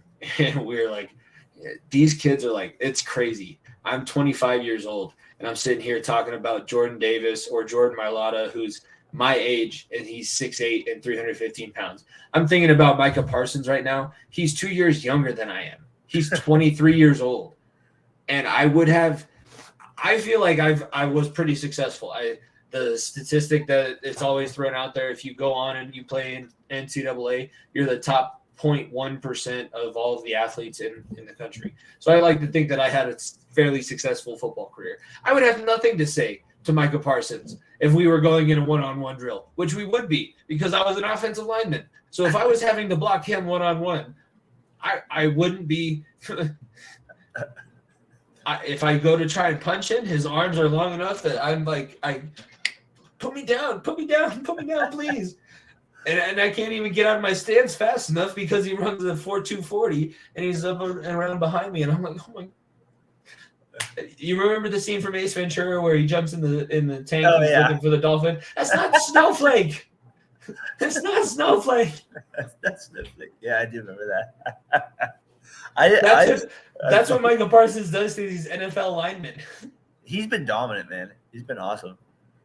Shannon Sharp tweeted about it too. He said he's kind of been harsh on the Minnesota offensive line, but today it was Kirk Cousins being sacked at the end of a 3-step drop. That should never happen at the NFL. No, you should have your 5 guys that are at least 315 pounds. You should have at least enough time to get to a 3-step drop and be able to throw it out of bounds. They did not have that time today. Do you like the Cowboys or the Eagles now after a win like this? And the Eagles kind of not playing as well against the Colts. I still think that the Eagles are the better team, but the more impressive win this week would have been the Cowboys. That's a better win than what the Eagles had because the Eagles would have needed to win by the 2 or 3 touchdowns that I'm sure they were favored by, or at least the 10 points. The Cowboys beating the number 1 team in the NFC up until this point, besides the Eagles, the number 2 team, I guess. Like I said, being able to hold another professional offense to 3 points is impressive. That doesn't happen often. Yeah. And Kevin O'Connell, I think, is taken over in the Coach of the Year candidacy. But, yeah, holding a guy like that and his team that he's shown to have humming and moving in the right direction, I think that's impressive and worthy of note. And that's a win that you can take forward, being like, yeah, we are a legit playoff contender. You don't want to play us come January and February. Yeah, no doubt. What do you think about your Raiders? 22-16 over the Broncos. That was. I'm surprised first off that it got pushed into overtime because I was like, oh, the offense for the Broncos played better than anybody could have anticipated, and they should have been able to win this game. Both offenses sucked. Both locker rooms have so much drama going on right now. Derek Carr is the whiniest quarterback in all of the NFL. Just get along with your head coach. Just be a grown-up. Be a professional. Get along with your head coach. I know that you like John Gruden. John Gruden's a racist asshole. That's why he's not coaching in the NFL anymore. Get used to it. The press conference from last week, I was mad that I had to miss last week's show. I was like, that's the stupidest. You are so dumb. You're making the stupidest argument right now. That wasn't the best look from Mr. Carr there on that standpoint. I've been over him for a while now. From that, I'm done with him. As my quarterback is the Raiders, but for today's game in particular, it's funny watching a game like this to me. And see, I'm obviously a little bit older than you. You've played at a higher level, but I've seen just so many games on TV. Watching a game like this, you're just like, these teams are just so sad. They're just not there. They're just a step below these other teams. They're just so far removed from being a championship contender. It's just, you know what I mean? It's just so far removed. And then even a playoff team, you're there's no chemistry. There's no love. There's no energy. There's no passion. Just something and when you see it on the field, it's so obvious for them. And even the Raiders win a game like today, I just still question our overall team chemistry there. It's it's Adams or bust. I do appreciate the part that they're getting him involved a little bit more. The last 4 weeks, they've made an effort of getting him he's dominating again like he was with the Packers statistically again. But on the field, it's just man, it's just so much left to be desired. And if I'm Nico and I'm a Broncos fan, yeah, they lost, but I guarantee we're both feeling the same way, other than I just feel better that I beat the Broncos twice this year. That's the only reason I have bragging rights. That's the only reason I feel better about it. He hates when I bring up the fact that the Raiders sweep the Broncos often. He hates. That's the I will tell you, that might break up. We've been going for about 2.5 years. That could break up the podcast, but I'm going to do it. I'm going to do it because guess what? He asked me how I felt the day after the Super Bowl. Oh, that's a little payback bid right there. I don't know for that. No.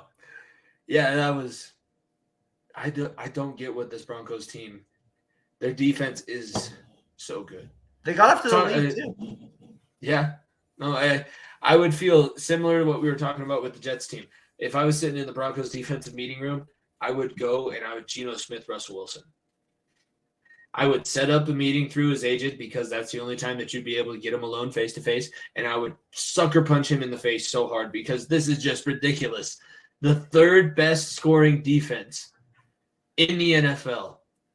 They've only given up more than 20 points now twice to your Raiders. Yeah, that's it. And they're 3. And they can't. They're 3-7. They're 3-7. And it starts off they have 2 or 3 great drives. That first drive Russell Wilson had, awesome. He had a couple throws. There's some throws where it doesn't look like he can put anything behind it, and he's throwing it without turning his wrist over, so it looks like a kickoff. Kendall Hinton caught one and took it down inside the 5. That's what they were able to score their first touchdown on. And then they weren't able to score another freaking touchdown. They scored 147 points on the whole year. I'm now looking it up. That's 20 less than anybody else. That's pathetic. Man, it's 16 average. Man, how could Nico even waste his time going to that game? Unbelievable. Well, that's what you do when you have a $250 million quarterback. Because guess what? You're going to have that $250 million. Here's the good thing. Here's the reason why the Broncos, I would still feel better as a Broncos fan than a Raiders fan. Because let's be fair. Did this win give you anything other than the pride of beating your rival 2 times in the season?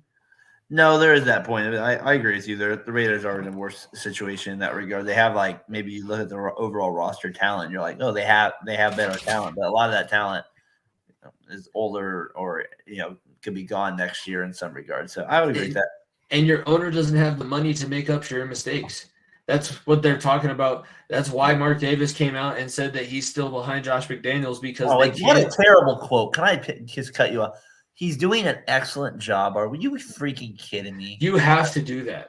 He has to do that.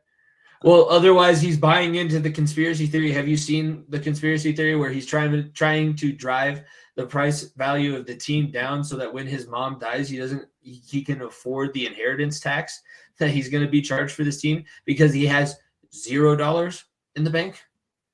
Man, I wish they were still in Oakland. That's what I know. I just wish that's all. I mean, if they're this poor, just stay in Oakland. What was the issue? Then stay in Oakland.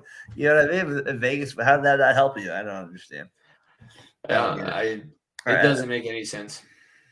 That's frustrating. But hey, we beat the Broncos twice. Nico, I understand why you don't want to come on tonight. That's very understandable. But if you are listening to this, I hope Jimmy brings it up the rest of the week to you. So I'll start here. 2-0. I like it. We'll go the Broncos. Let it ride. Let it ride. And then the last game that we have to talk about, it's funny to me. Have you seen the replacements with Keanu Reeves? Oh yes. I can't tell if I'm watching the Washington Commanders or the Washington Sentinels when Taylor Heineke and James Robinson are playing, because all I hear about is, this guy, it was shot twice. And to me, I'm hearing Pat Summerall. That's weird. There's no college given. There's no anything. It just says that he's been a resident of the state of Maryland for the last 2 years and he likes to embroider because they had the guy from prison. And then Taylor Heineke is like, he had a great call. He reminds me of Footsteps Falco, except he's right-handed. It's uncanny to me, the similarity. Yeah, that's actually a good call. I'm actually thinking of it now. Like watching it. That's kind of one of my favorite kind of cheesy movies I watch once in a while. I watched it every football season before we start coaching. Before the first game, I watched the replacements. It's funny sidetrack. In college, we had our rookie show when we were at the first year in the program. Me and my two roommates, they were having trouble coming up with something. I was like, listen, I showed them the scene where they're doing the electric slide singing Gloria Gaynor in the prison. I was like, let's make up a skit.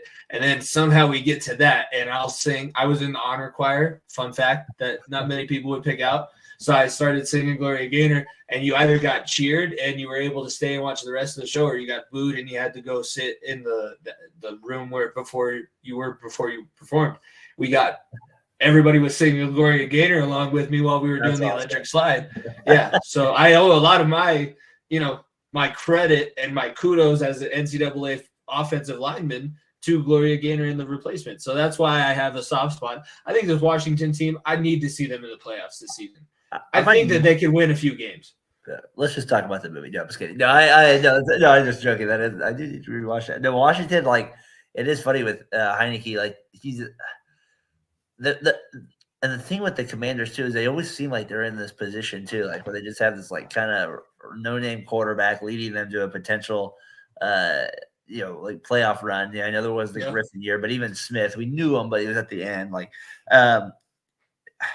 I don't know. I don't buy into him still. There's just something there that he does win games. I don't get it. Help me with this. These are not impressive. I don't know. The Jimmy McGinsey quote. He's like, they have made a mistake. They do not fear you, and they should, because there is no tomorrow. So that makes you very dangerous. Yeah. That's exactly what it is. And the quote that it sums up his play on the season the best. They asked him on the Pat McAfee show, you just had this big win. What are you about to do right now? He's like, I'm going to go drive home, drop a couple zins in, and play some Madden, order my Jordans. It's like, that's the kind of guy that we're rooting for. He's just a bro. He's still in a fraternity. It's funny, though. I was literally at this. So every Sunday I have this tradition where I live in this little town here in Northern California. I go to this place or pizza place there at 11:30. I usually take one or two of my kids. Today happened. My whole family went, and just randomly today, I'll go. There's always this Dolphins lady and this Bills lady, but all of a sudden now the last couple weeks, there's this Commanders guy showing up randomly in a Heineke jersey. So maybe he's getting a little bit more. I was like a Heineke, it literally kind of threw me off. I was like, are you kidding? Yes, I was like, maybe he is. Maybe he's starting to get a little fan base there. Like he does. There is something to be said about a guy like that, where like he just wins. Like there is that part of it, like a blue collar type of quarterback, where like maybe he should be the quarterback. Maybe he should get a couple of years to see what he can do. That franchise is maybe the perfect franchise for him too. It's gonna ruin him, I think, being in that like ownership fiasco, because probably so. They're already putting James Robinson through the ringer. Like, did you see Dan Snyder's comments? Like, they shouldn't be looking into our felony record because our running back was shot twice in the off season. So let's be focusing on that. Snyder, he should not say. Yeah, the NFL, like that's a weird deal too. Like, that's why I think maybe Heinicke has this like kind of like, come on, maybe if you watch The Replacements, then you do believe in like fairy tale stories. Maybe there's he takes over. That's what I'm saying. They're gonna beat Dallas twice at the end of the season. Take that, Logan. They're gonna win 3 out of 4. That's how it's gonna go. I like it. Speaking of Logan, I gotta go up over the top of the quote so that people can still see me.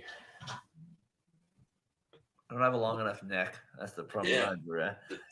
Vegas had the Cowboys as favorites today. My dad, who is a pastor, was strongly considering putting money on the Vikings. Luckily, he didn't lose my inheritance. He thinks OBJ is going to the Cowboys. What do you think about that? Was that the team? I thought there was another team that was getting hyped up today. Was that the team? I thought there was one other one that I was hearing about a little bit on the radar. Was it the Niners? I know got the love last week on the the Beckham stuff. I think the Cowboys would be a typical take, but if I were them, I wouldn't do that. I would just stay. I would stay the course. It would be There might be not enough footballs to go around at that point. It goes back to this comment that he left earlier too. He doesn't even know anymore. There's a lot that's up in the air with the NFC East, which has totally outperformed me what I thought ever. So I'm very impressed with NFC. I was calling it the NFC least when we did our division predictions on our show at FEOTB Pod. We should cut that. We should go back and cut some of our worst takes from that. Some of our best. We should go back. I always. Just in the interest of trying to go viral, I always send in our bad takes to the @ Freezing Cold Takes on Twitter. I always try just so that like maybe one of them will catch fire. They're like, look what the fucking idiot. I was like, yeah, but down on the podcast, please. I am an idiot, but you can listen to me be an idiot every week, every Thursday at FEOTV Pod, everywhere that you can get your podcast. I know. Exactly. That's awesome, dude. That's why we do this. Yeah. And we'll get to our final segment here. Then we can kind of wrap up and send everybody home. I don't have school to get to tomorrow, which I'm very happy about. I do have wrestling practice, but that's not until the afternoon. So I have a regular work day, but no PE tomorrow. So that kind of, as you know, kind of lightens the focus of the mind. So we're getting a little bit. Sunday Night Football, Kansas City wins 30-27, sweeps the Los Angeles Chargers. Chargers are dealing with a lot of injuries again. They always seem to do that. And I saw a video on social media going around like the Broncos and Raiders are arguing with each other about how bad it's going to be to watch their game. And then they say, well, maybe let's just send all our healthy players to the Chargers. I think it said, let's send all 4 healthy players that we have between the 2 teams to the Chargers. And the Chargers go, oh, nobody ever gives me anything except too much hype in the offseason. Oh, I love it. I love it because my co-host the last 2 years he's picked the Chargers to make the Super Bowl. And I've been like, what are you like? He falls in love with these young quarterbacks like Herbert and stuff like that, who is good, but the whole team needs that. And the Chargers are like, they're kind of cursed to a little bit too at those things. So I can't go with that team ever. Sorry, that's my computer. We have a saying on our show, the Chargers are going to charger. Yeah, that's a great say because that's usually what happens. And the Chiefs, again, like they just pull it out. Like they're like the greatest comeback team. Why are they so underrated? I don't consider them underrated at all, other than at the beginning of the season when we do the cold take, right? Like that's they're the 4 seed right now. Like they're the 4 seed. They're not up there at the top. I think that people are kind of giving them, they were on their bye week a couple weeks ago, and when they're on their bye, people still aren't thinking about them. I think that everybody knows that they're good, and everybody knows that it's so difficult to beat them, but they still somehow go under the radar at some level. I hear you. Now with this win though, they are the top in the AFC this week, and I just think that I don't consider them like that, so that's surprising me that people would. I understand the receiver depth going down again. Maybe Tony's hurt again. I thought that was maybe a good pickup for them last week. We talked about that, like how that could be something Mahomes takes advantage of. He goes down this week, so maybe that puts him back in a bind. And then Juju's out, which seemed like he was starting to figure out a little thing with him. To me, anybody I think they're underrated at this point is just I don't know. I mean, what are you wishful thinking? What are you smoking at this point? Like that's kind of the best. I don't get it. Like I mean, they're just if they get down by 4 points, if they get down by 15 points, I'm not worried about them. I'd bet more money on them. I mean, if I could live bet them at a +1 whatever down, that's Tanico shout out. I would do that immediately. That team is cold-blooded, honestly. You know me, I'm a basketball guy. Like that's how I look at it. They are cold-blooded. Fourth quarter, they will win a game. Like he's the best player in the NFL. And I don't honestly, Jimmy, like you're more hardcore football than me. I know this how we do this. To me, he's by far the best football player in the league. Like that's because when I watch him, he just makes plays that other people don't do at the quarterback position. He gives them an advantage, a massive advantage. You know what I'm going to say? He's the Steph Curry of the NFL. Yeah, it's a good call. That's because they both are the best at things that nobody else can attempt, and they do everything else that they're supposed to do very well also. It's not a one trick. There are like Lamar Jackson, I would say, is a one trick. He can have some days where he throws for a decent amount and can get a few touchdowns, but he is a one trick pony compared to where Patrick Mahomes, if he doesn't have to do the crazy outlandish stuff, he can still beat you and beat you very handedly. Yeah. So I think Steph is in that same lane to where he's getting better at his defense, and now he's the most dynamic player offensively. I know that they're struggling as a team, but I would still say last year, like Nico and I would have conversations weekly, be like, what do the Nuggets have to do? It's like, well, they can't really do anything because you got to chase all these stupid little rabbits around, and it's either Klay Thompson open in the corner for three, or it's either Steph taking a 33-footer for three, and they both go in, and Jokic is just standing there like, I can't do everything. Thank you very much. Thank you. That's what the Chiefs do, basically. That's the Chiefs, yeah. It's Travis Kelce. And did you see the play where Travis Kelce tried to pitch it back to Mahomes? I was thinking that was going to work for a second. Me too. I thought it was too. They're creative like that. You're right. That's a good call with the Warriors create they did. That's actually a good call right there. Like I actually like that call. But like I just feel like when they're down, that's when ththey're really dangerous. And like I don't know, the Chiefs. Whoever to me thinks that they're underrated, just I don't know. You haven't been watching. This team ain't underrated. Are you on board with Andy Reid as a Hall of Famer? I remember. So I started my first podcast, The Center of Attention, back when I was in college, and that was like the third episode was after the Chiefs beat the 49ers in the Super Bowl. And I had my dad on, and he was like, yeah, no, I kind of missed the fact that he was a former offensive lineman. He goes, I love seeing – my dad was a college offensive lineman. I was a college offensive lineman. He goes, I love seeing offensive linemen be successful. And Andy Reid definitely kind of solidified his Hall of Fame status tonight. Do you think that he is kind of – especially now going back to another Super Bowl, he's been to 3, won 1. He's lost the 2. But Andy Reid, I think, is definitely going to be in the Hall of Fame and very soon after the day he retires. I think he's definitely a Hall of Famer. I don't even think it's close. I think he's in first ballot. I mean, he didn't have the Super Bowl to back it up, I know, but like if you watch the games, he was a Super Bowl coach after he left the Eagles. Like I mean, he was that. He should have won a Super Bowl with the Eagles. Yeah, he made like what I know it was 4 NFC champions. It might have been 5, but like I know they lost all those. But those Donovan McNabb teams were like always in the NFC Championship.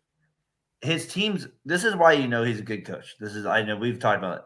They always went after a bye. His team is always prepared better than other teams in the second half.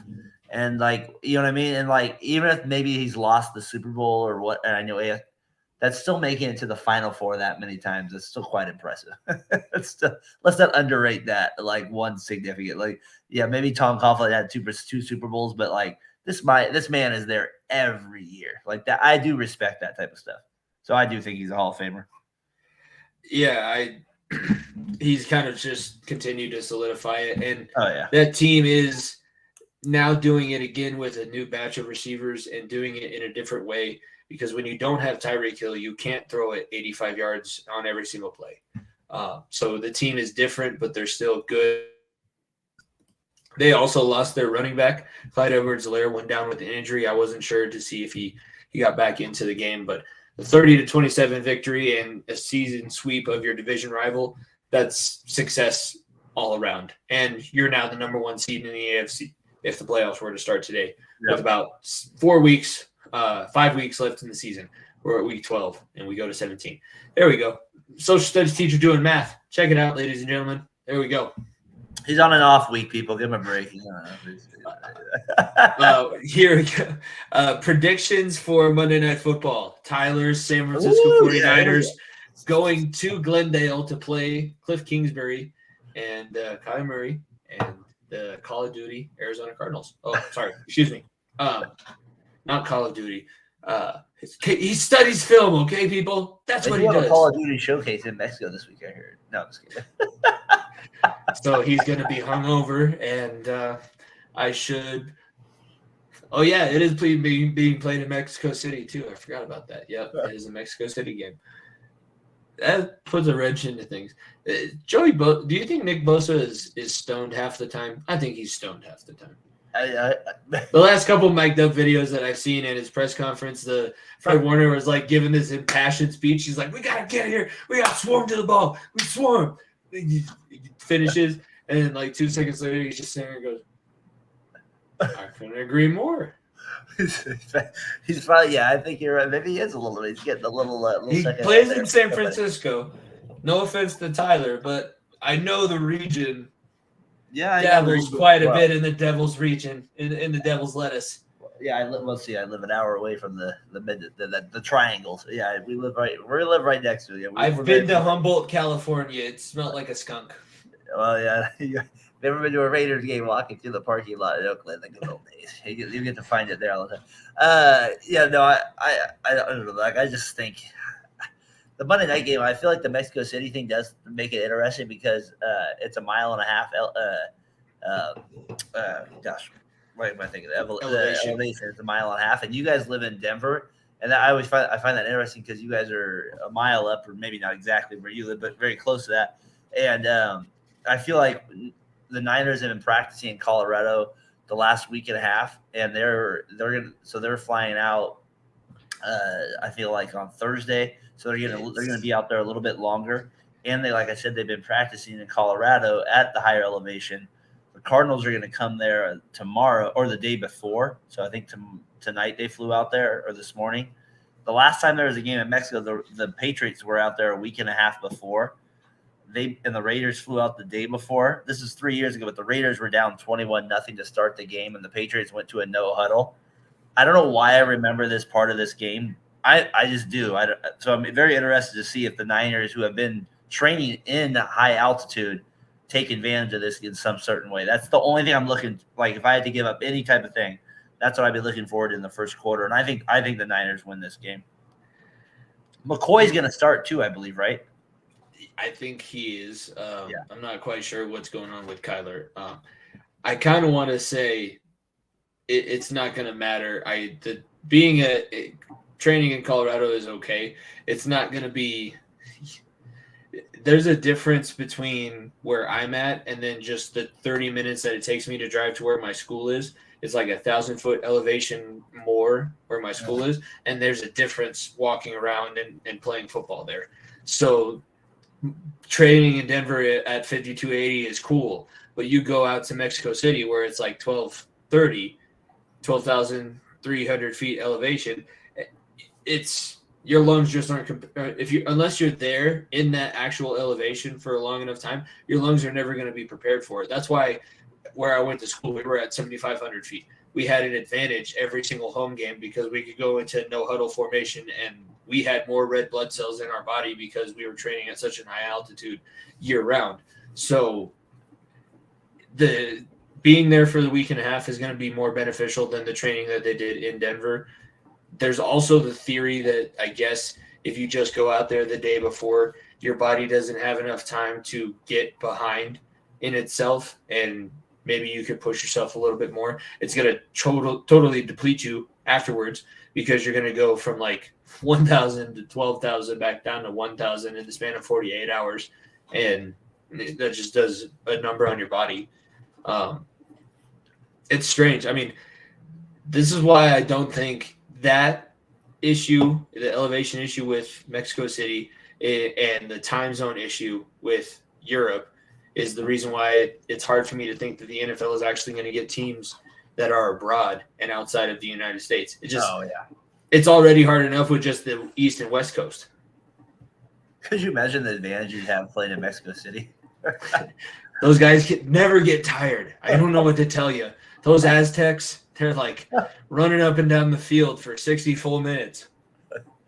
That would be tough. They're the only team that comes into Denver and runs the Broncos all around the stadium. Hey, when you go to a place that's not at high altitude, do you notice a difference immediately, or does it I swim in the oxygen?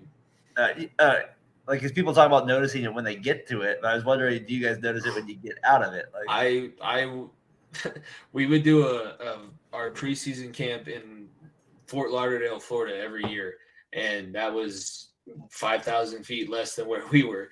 And we would go down there and we would mess something up because it was preseason, and our coach would say, "Go run around." It was like 300 yards. "Go run around the light, pull it back," and you'd run and come back. You're like, "Oh wow, there's an abundance of oxygen down here."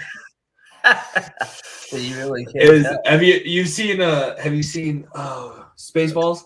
Yes. Yeah, it was the president with the can and the yes. It's like I was like, "Send me again, coach. I got another one in me." I'm just flying to Colorado and back, honey. I'll be right back just for that. Mountain air is different. We have different red blood cells than everybody else. Built differently. That's interesting. But I'm curious if that does add a little intrigue for tomorrow's game for me. Just a little bit. Just a little different there. Who do you have for your prediction? Arizona or San Francisco? I got the Niners, man. I got the Niners covering. I got them covering the spread too in this game as well. I think the Niners. I expect them to win by over 15 points. I think they kill the Cardinals tomorrow. Yeah, and the spread that I'm seeing right now is San Francisco -8, over under 43. I think the over is a safe bet. I think San Francisco with 8 is probably a safe bet also, especially if it's Colt McCoy playing. Colt McCoy has like one good game where nobody has film on him, and then everybody remembers, "Oh yeah, this is how we beat Colt McCoy." And then the next week he has nothing for anybody. Yeah. So I'm also picking the San Francisco 49ers. And now we get into our Turkey Day predictions. Turkey Day. Before we get into our Turkey Day predictions, this will be our SeatGeek question here, as I'm interested. Do you have a specific dish that you're looking forward to the most that maybe might be outside of the box a little bit for your family's Thanksgiving celebration? Say that one more time.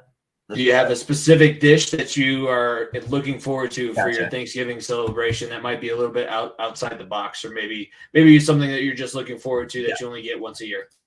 Well, I don't know how I like natural. We usually my aunt makes these like cheesy potatoes with broccoli. Like I don't think that's a natural Thanksgiving thing, but man, there's something I look forward to every single year. I told my wife I started running a little bit more today, just preparing for Thursday's meal. I like to be able to eat a little bit extra, so we got to start exercising a little bit more the next 4 days to get ready for it. So the cheese. That's why I'm going to wrestling practice. That's a good idea. Cheesy potatoes. You know what I mean? That's going to fill you up immediately with turkey. I go all in, so I'm ready for it. So that's my meal. How about you? So my dad, we're hosting it this year. So we have the turkey in our fridge. It's a 20+ pound turkey. It's a big bird. Nice. That's a big one. And we do homemade chicken noodle soup every year. So my dad rolled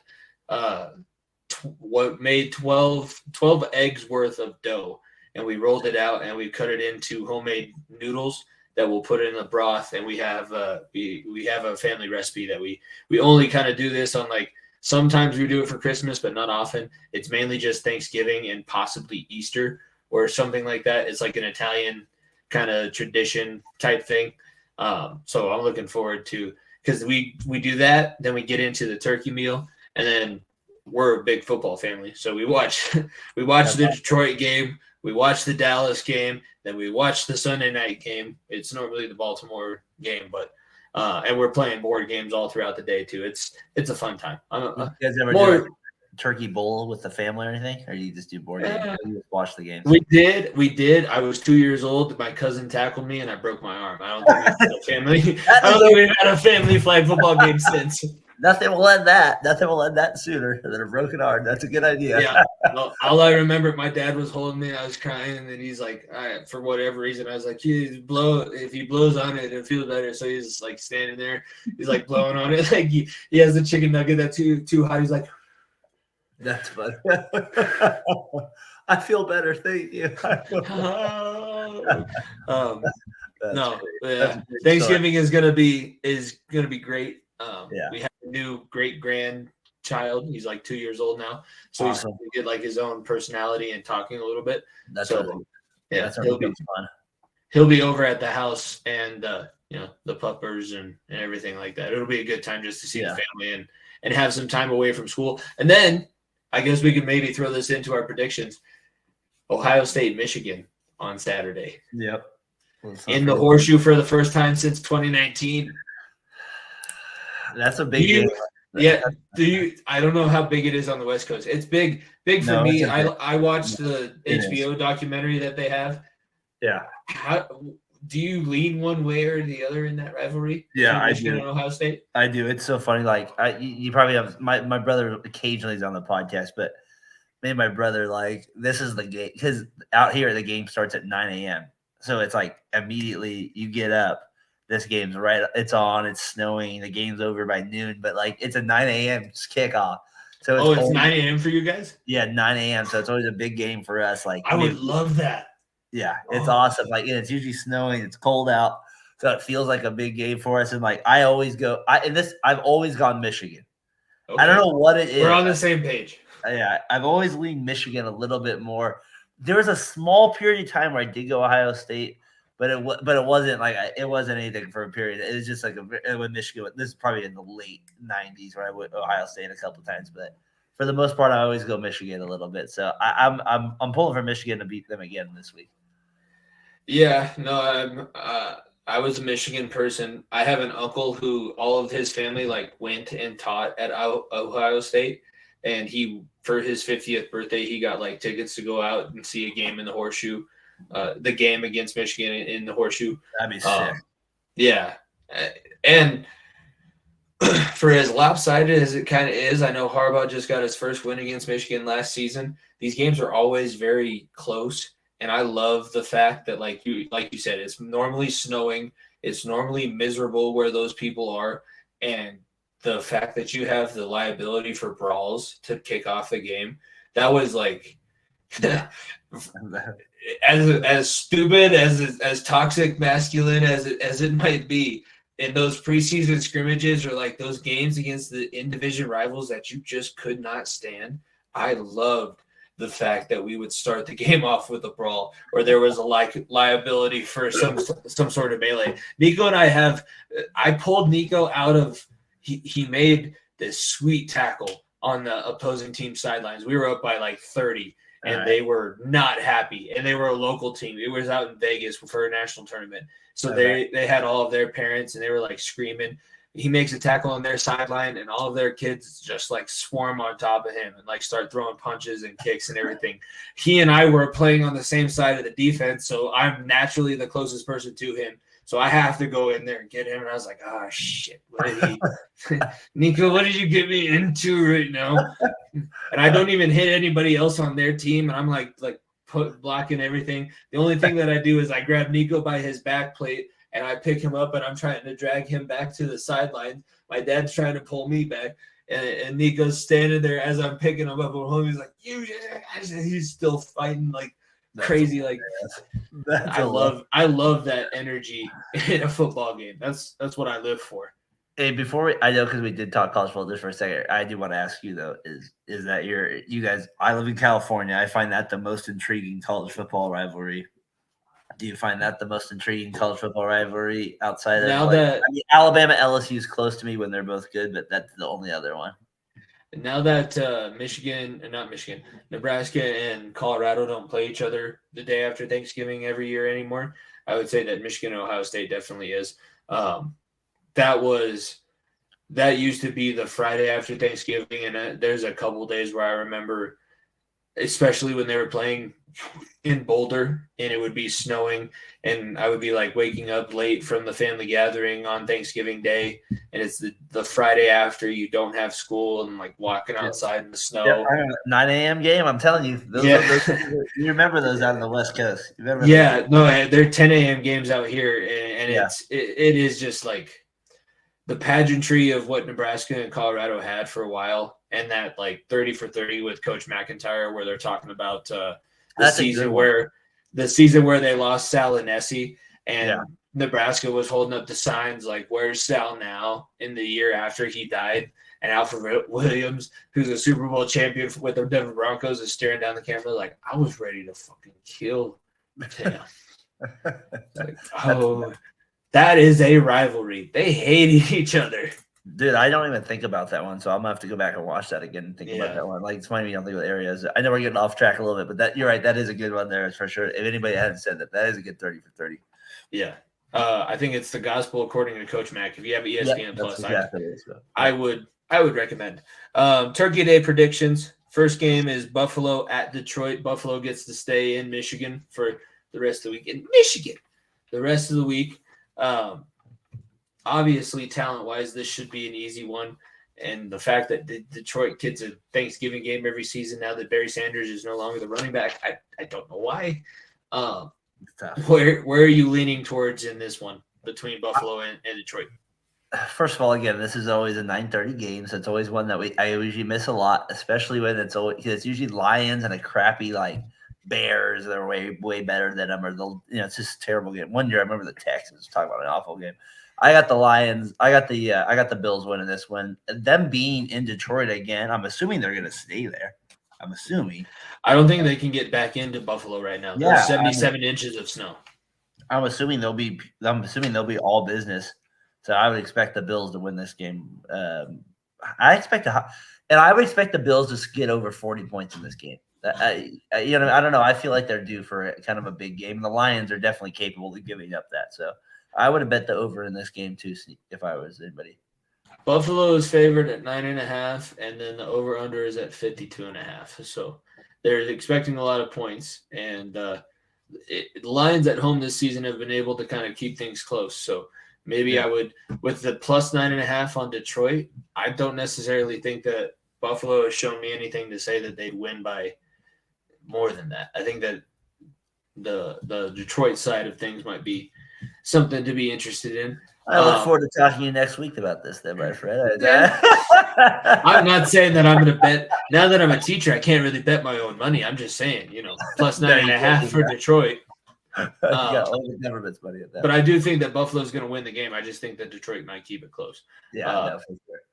Second game, the Dallas game, the Giants and Cowboys. When I first saw this game on the schedule, I was like, Jesus, why are we going to have to watch the Cowboys and the Giants in primetime? And now they're both 7-3 and fighting for number one in the NFC Beast. So I'm very happy that we're going to be able to see these two teams. And I'm thinking I'm picking the Giants because I think Brian Daboll, I trust him more than I trust Mike McCarthy. The thing with Mike McCarthy is when he starts to think and he starts to outsmart himself, that's when his teams suck and they start going downhill. And I think he's playing on Thanksgiving Day. He's like, okay, we have 3 days to prepare after our last game. What are we going to work on? It's this, this, and this. And he gets lost in the sauce. And then Brian Daboll's just going to be out there. He's like, run Saquon up the middle. Run Saquon up the middle. Let's keep doing that until they stop it, and they're not going to be able to stop it. It's funny you say that about that game at the beginning of the year. That was an awful game looking at the beginning of the year, like for Thanksgiving. And this is always like I always have to relate it because it's on Thanksgiving. I break my family. This is always a game where it like literally the fourth quarter starts. All right, Thanksgiving dinner, everybody. So this is a DVR. We checked the fourth quarter DVR game here, where I'm at usually. I expect. You know what? I'm gonna just to kind of rival. Hopefully, Logan's still watching. He'll watch tomorrow, right? If he's not watching now, I'm picking the Giants, Logan. I think the Giants are gonna win this game this week. I think you'll expect that as well. I think you're expecting some negativity, so I think the Giants pull it out. Barkley 22 yards. I can't see that again.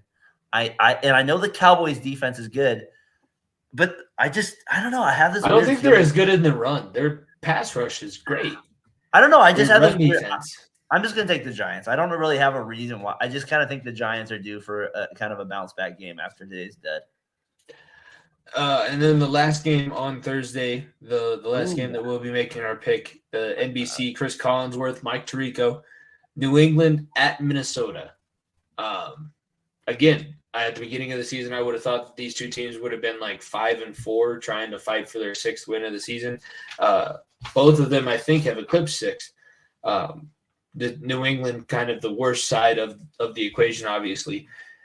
Minnesota with Kirk Cousins now coming off of a 40-3 loss. Not a lot of time to turn that around, get that out of your head. I'm not necessarily sure where I'm going to go with this one, so I'm going to throw it to you first. Where's your prediction going on that last game on Thursday? Yeah, it's kind of an interesting night game here. I'm going to go with the Vikings in this one. I feel like they'll bounce back, and the Patriots, as much as I trust Belichick and I think he can take away Jefferson, I think the Vikings will be motivated for this game. I'm going to take the Vikings in this one. Yeah. Talent-wise, I think, the defense of New England has been good, but they don't have anybody that I think can stand up to Justin Jefferson. So that's where I'm kind of going to lie. And then Dalvin Cook as well. I think that's a good 1-2 punch. So that's, I think, a good place where we can kind of send things off. We've been going here for a couple hours. Real quickly, before we sign off, let's make sure we let everybody know where you can find yours and Tyler's show at Fatboy Fadeaway on social media. But then where can people, what days and times can people find you on your shows and everything like that? Yeah, for sure. Yeah, Jimmy, first of all, thanks for hosting again this week. Like I said, the show's not the same when you're not here. Like you bring more to the show than we can football. So I do appreciate you joining us. It's always better when you're on on the show week in and week out. So just appreciate your football knowledge. First of all, just bringing that to the show here. You can find us at Fatboy Fadeaway Sports on Twitter. Look for Tyler's on us. Co-hosting as well. He's in Disneyland this week, but we'll be back next week at it. We've been doing a little bit more basketball post games there, so maybe we can get you guys on come around Nuggets time there. They're going to match up here. You guys, If you guys don't care about basketball knowledge, I guess I can come on and talk about basketball. Nico would be a good one. I like both. I like getting even that stuff. Just talking trash even is good about it. But you get my point. We'll be doing that with Fatboy Fadeaway Sports there. And so we've been doing that every Sunday morning. Been doing a few more Warriors podcasts there, so you can check us out there. But I know you're going to have the last word here, so I just want to wish you a happy Thanksgiving, my friend, and just appreciate you kind of this journey we've been on, I guess, in some ways, meeting you over Twitter a little bit and then doing it over Variety Sports Network. So I just wish you you and your family a happy Thanksgiving. Yeah, and I think that's a good place to wish everybody that's watching a happy Thanksgiving. If you're checking this out either live or on demand on Variety Sports Network, hopefully it's a great holiday and that everybody has a lot to be thankful for. Even with the craziness of the last few years, it's been a good time to kind of think back and remember the people that have been there and by your side. And this has been awesome. So want to remind everybody, this is Talkin the Gridiron, the exclusive home of the NFL content here on the Variety Sports Network. You can follow them at Variety_Sports_. You can subscribe to the YouTube channel that you're watching on right now.